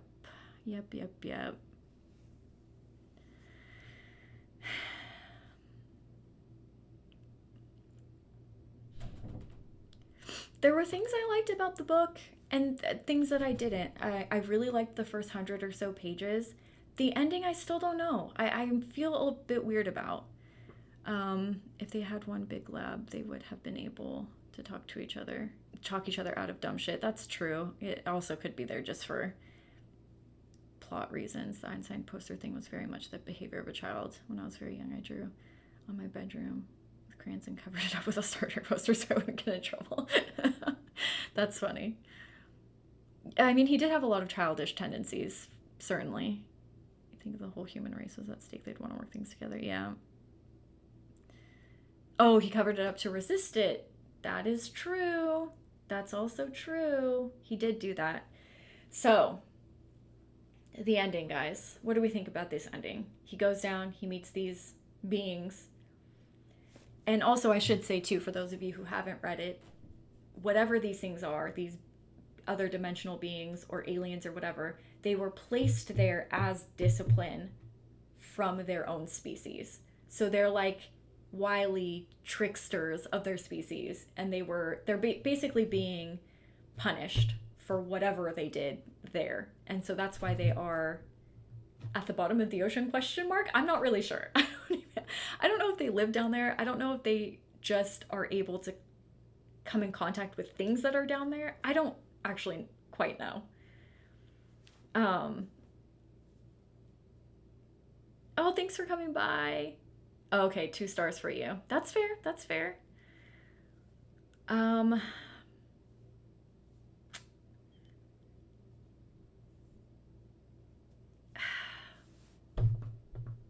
So then, okay, so I tell my husband this. I say, yeah, these beings and this and that and blah, blah, blah. And then, so they make a deal. They steal his son 7 years ago, and they're playing this out since childhood, and they steal his da-da-da, and then they open up holes in the space station or this undersea station, and then they make a deal with him. They say, I'll give you your son back, or you can remain with your son, or wherever, because he doesn't certainly go back to his normal life. And then we're going to surface in this ship. And then my husband goes, my husband goes, wait, so they can create portals anywhere. They can manipulate your mind. They can bring out your biggest fears. They can make you go crazy. Why don't they just open a portal on Earth? And I was like, huh. Wait, why not? Or in the ship. Why can't they open a portal in the ship? Why? And I'm like, I don't have an answer for you. I don't know. I'm not 100% sure that fully makes sense to me. Maybe I'm missing something. I don't know. You guys let me know. But yeah, and that's another thing too, right? Because like, how does that make sense too, that one poster stops this pull that it has over this entire ship? But then there also is a comment in there that maybe it's not really stopping. Maybe it's just making Clayton think that he's stopping it, which also makes sense because it kind of feeds more into his ego. Like, look how smart I am. I could just put up a paper and I'm fine. And everyone else is losing their mind here. So yeah, I don't know. But I don't know if I really have... I don't know. The ending was a little weird for me, okay? It seemed like they were imprisoned by something down there and for some reason needed Luke. Yeah. But it just like, if they're this powerful, omnipotent beings that can watch him from childhood, that have 7 years ago stolen his son, I don't know. It just seems like they could do something else. Like, that's your only plan, is to since childhood stalk these kids and be like, one day they'll come to the bottom of the ocean. It seemed weird. It seemed weird to me. I don't know. I think the author touched on it, saying that it was, ridiculous that a poster could stop it. Yeah. Covering a hole with a poster reminds me of, I haven't seen the Shawshank Redemption. Your husband has a point. What is happening?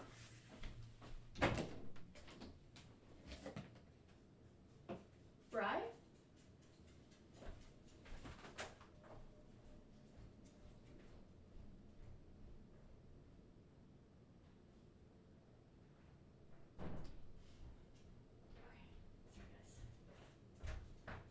You can come in here if you want.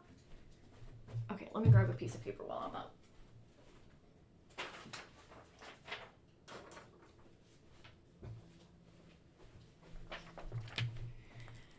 Okay, sorry.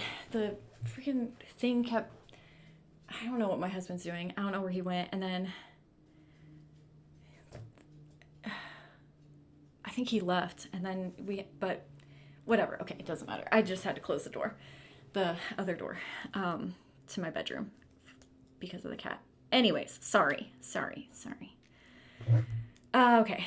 Maybe they didn't steal it, just removed the son from existence, but then they give his son back to him. Or is it even his son? That was another question, because there was a description of his son and it didn't seem like his son. But then he's like, it feels like him, I know it's him, but also maybe he just lost his mind. That's kind of what I was thinking, was they just messed with him so much that he was like, whatever, I'll take this. Instead, I'm never going to get my real son back, so that's fine. Physically attached to the fleshy wall thing. They couldn't leave, but they could send their offspring wherever. I don't know. I don't remember that. I don't remember them being attached to the wall. Like the holes in the wall, you're saying? I don't know. Why did they need him at all if he was special? It didn't give any indication that it was Luke himself that they needed. I don't have answers for any of this. I have not seen the Shawshank Redemption, no. You guys, I haven't seen like any... If I told you the movies I haven't seen, what's the one with the blue people? I haven't seen Forrest Gump. I haven't seen, like, there are so many movies I haven't seen.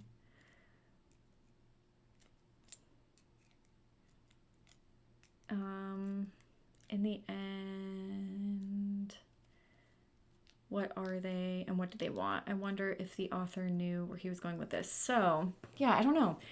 Well, they wanted to be on Earth, right? Like, they were sick. They were just like, oh, I'm bored underwater. Let's go up on Earth. And then they also said that the Getz was just a coincidence. So basically the entire setup for the book didn't matter, like, which is kind of funny, but then kind of, I think, a little frustrating too. Only because you read the story, because you read the back and you go, wow, this sounds so cool. And it's not even really about that, you know? which I think could change people's ratings if you're expecting one thing and you're kind of being handed another. Which I think also is why I liked the beginning so much, and the ending, I don't know how I feel about. The son was, yes, all mutated. So maybe it wasn't really his son at all, or maybe it was mixed with something, you know, like maybe it had been turned like everything else that those little things touch. The ending tied up all the childhood spooky things, like the hand in the tunnel. Yes, where they were collecting the pollywogs. Yeah, so that was another thing. I was like, wait, so it's his brother's future hand that's in there? I was a little confused on that too. From when they were kids. Or wait, no, but then they say it was just them watching them the whole time. And then they were kind of saying, like, basically the things that go bump in the night, that's us. We're always messing with people. So then they are on Earth. So then they can touch Earth. If they can go to Earth and abduct a son, then they have access to Earth. Wait, how does this make sense? Wait, how does this make any sense? Guys, help me out here. Oh, interesting. An analogy for predestination. Like Luke was the only one capable of love that was required for him to sacrifice himself. That's also true. That's true. The beings just used his son's disappearance to their advantage. Well, they're the ones that stole him. Right? Avatar. Thank you. Yeah. The blue stuff, you know? But yeah, that's true. But Shawshank is Stephen King. That's true. Or the Smurfs. No, I was talking about Avatar. It was a 2-star. If he would have just finished out a few things, it could have been way better. I have to head out, but I've had fun. Oh, thanks for coming by. Oh, yeah, no, totally. Yeah, they could have been looking for the cure for anything. Yep, that's true. That's what I feel like a lot of the book was it could have kind of been anything else. You know what I mean? Like the story didn't really have to be the story for it to make any sense.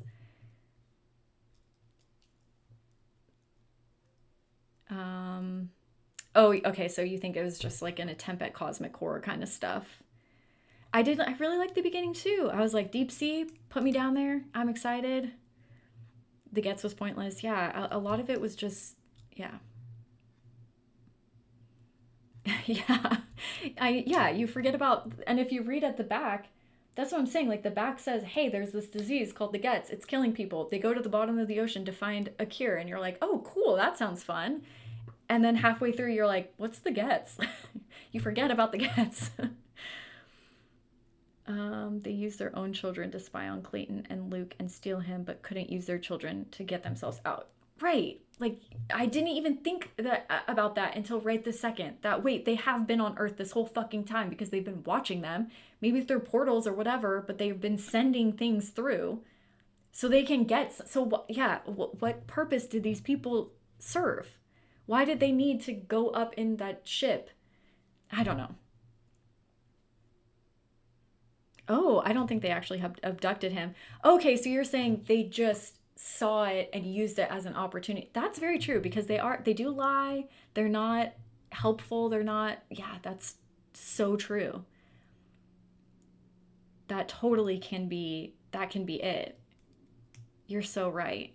And they also could be lying about like the ghosts and stuff up on the surface too. I guess that is a way that you can look at it. That's smart thinking. Because yeah, they are these like other beings. They're never truthful with them. They only give you half answers. So that is true. Maybe they're like, oh yeah, you know that ghost in your basement? That was me. But really it wasn't. I don't know. That's true. Oh, that's true. They do emphasize a sucking noise of holes. Oh, so like he was sucked through something. Oh, interesting. I didn't even think about that. Okay. Well, multiple ways that you can analyze it and think about it. I think it all makes sense. It would make more sense. Maybe not emphasize the noise. Oh, he is here. What the hell? Oh, hi.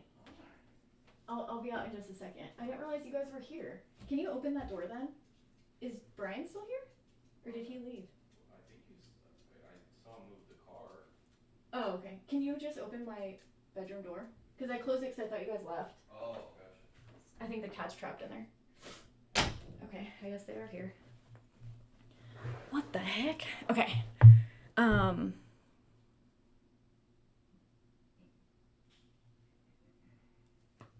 Okay. Where was I?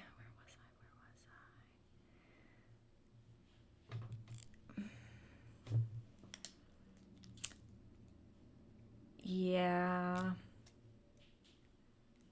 And then they lied about it. That would probably make the most sense. Half the book already didn't relate to those beings. So why not? Yeah, it could be. So I guess that is a way to think about it, even if it doesn't fully maybe align with what the author was intending. I think that is a way that makes sense. But yeah, the ending was weird, guys. I don't know. But you guys are right. Very Event Horizon kind of. Yeah. Cenobite. Well, I guess Event Horizon is kind of Hellraiser in space, so yeah, very, very interesting.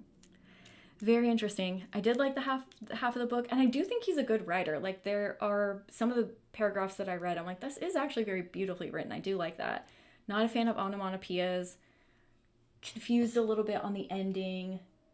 Not exactly sure what was going on, but otherwise, I think a 3.4 for me. Maybe 3.3. 3.3, 3.4. Somewhere in there. Maybe I'll split the difference. 3.35, okay? Yeah, I would read more too of his work. Wait, so should I read Sphere? I don't know. Now I don't know. I like the idea of it being mind-bendy, deep space sort of stuff, but I don't want to read it if it's not a really good book about the deep sea. Should I read it? Because maybe that one's even closer. I don't know. But yeah, it did remind me of Sphere too, reading it. I was like, wait, I have that book. I bought it for like $1 at the bookstore. I just finished, I just read Philip Fracasse's new novella last night. So I'm starting a new book today. So I don't know if I'm going to read The Sphere, if I'm going to get something probably has more deep sea visuals than the deep. Yeah, see, that's kind of what I'm into. Probably something ocean related or like summer related for sure. Okay, guys, let's do book suggestions for, what are we in, June? June, yeah. June book suggestions for book club. What do you guys want to read? Richard, maybe you can help me out here. I know that we were talking about maybe not reading newer books, but that Nat Cassidy book, the When the Wolves Come Home, everyone has been loving that one. What do you guys think? I hated the deep. I've never... Yeah. I can see why people liked it. Oh yeah, well, I guess real quick, final ratings on the deep.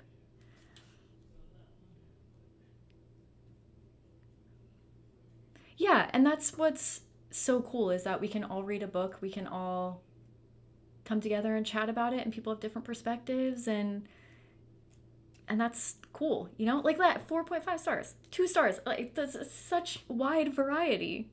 2 stars, I had mixed feelings. Yeah, I had mixed feelings too. I feel like it wasn't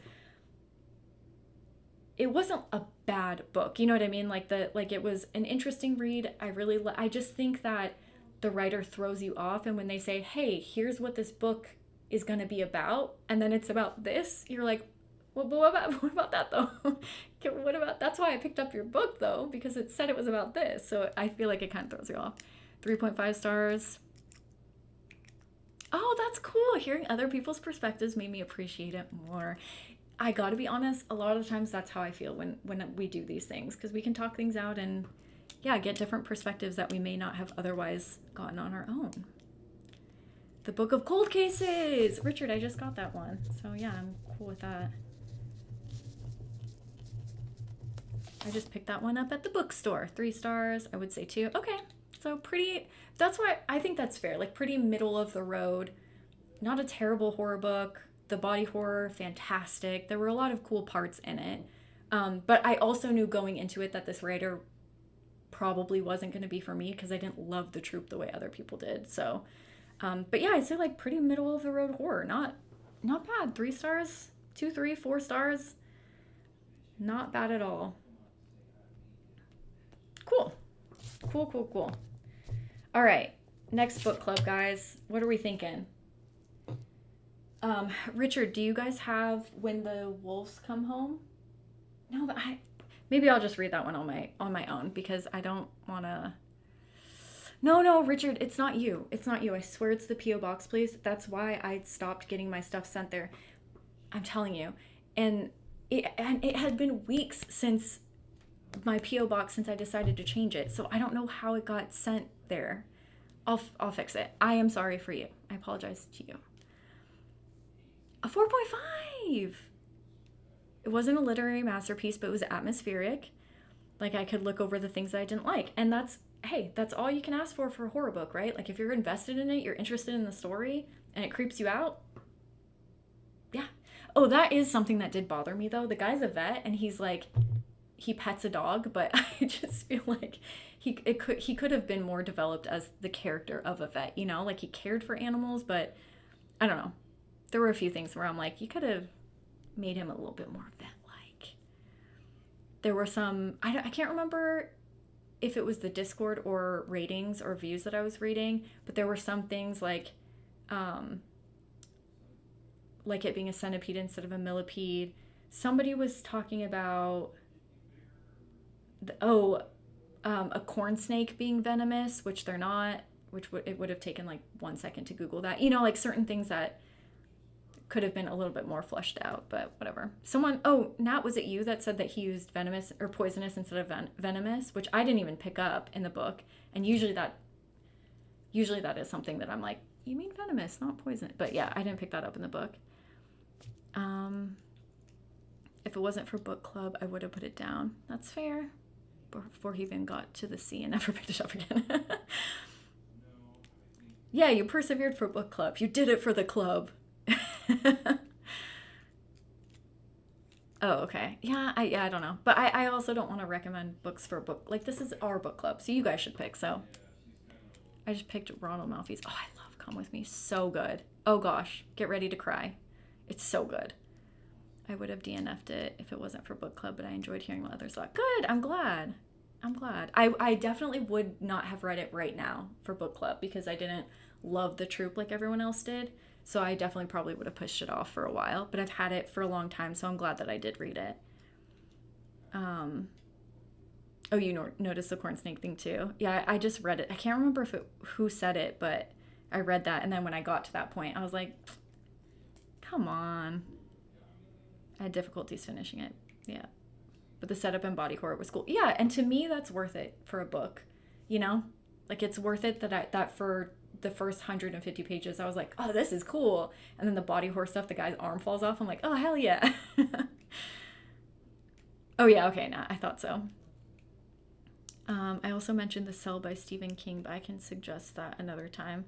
I don't know, what do you guys think? Oh, okay, the Southern... Wait, yes or no for the Southern Vampire Club thing? I'm just happy to see people talk about a book I read a while ago and feel the same as me.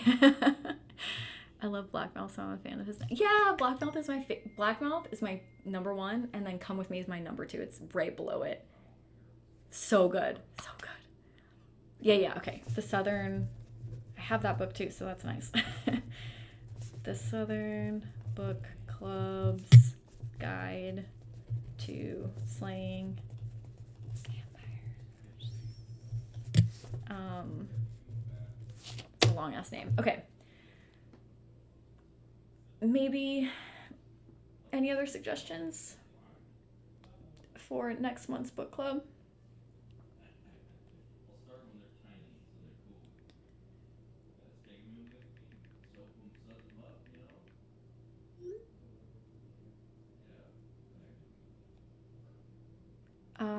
Just those two, right? I think those are the only ones. The Book of Cold Cases, the Southern Book the Southern Book Club, the Guide to Slaying Vampire book. I don't know if I mean, I will recommend the When the Wolves Come Home one if you guys are interested in reading it, but I kind of feel guilty picking a book for our own book club. You know, like I feel like you guys should pick what we read too. So, but that book has gotten so many great reviews. Yeah, I don't know. What do you guys think? Do you want to add that or no? I was also bothered a bit by Al. I wanted to like Al, but she felt weirdly written. She's a badass soldier, but some guy shows up and she's like, "Are we gonna be okay, Lucas? Let women be badass." That's fair too. That's fair. I was kind of just like, I don't know. I was kind of hesitant to trust her, I felt like, throughout the book. I'm interested in When the Wolves Come Home. Okay, so do you guys want to add that one too, When the Wolves Come Home? I was trying to not pick newer books because we've read a lot of 2025 books and I feel bad everyone going out and buying a brand new book because that one's probably going to be harder to find at a library. But it has such great reviews, I'm dying to read it. Okay, I'll throw in a suggestion.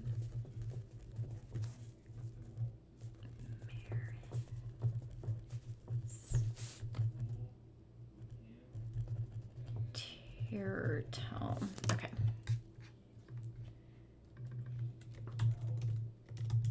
Okay. It's very British, but I want more people to know. That's fair. Yeah. Whatever book you want. Nestlings.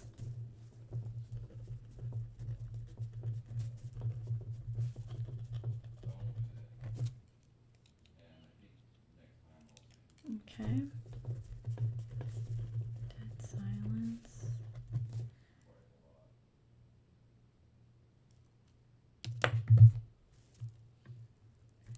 Fair. Okay. All right, so, well, we don't have a million suggestions, so maybe I'll just bring all of these to book club because there's not like a lot of times. Sometimes we get a bunch and I'm like, okay, I don't want to put 27 things, but this, I feel like this is good. So if you guys are new here or whatever, I will list these on Patreon and then Patreon will select which book it's going to be. So I guess, yeah, we won't do any polls or anything. Thank you. Thanks for coming by. Okay, I am gonna go 212, yeah, because my brother's here. So I'm gonna go hang out with him. I haven't seen him in a long time. Nat, are you still here?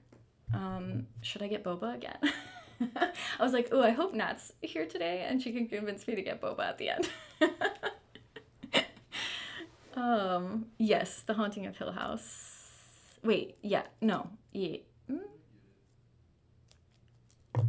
Is that the... Yeah, okay. The Shirley Jackson book, is it? Yeah. Yes, I have read that one. I feel like that would actually be a good book club book, though. If we read it together, because there's a lot of things I feel like I miss reading that one.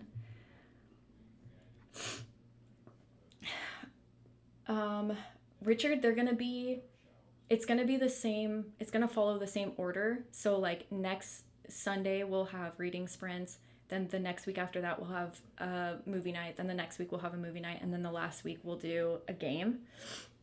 But I don't have the exact dates yet.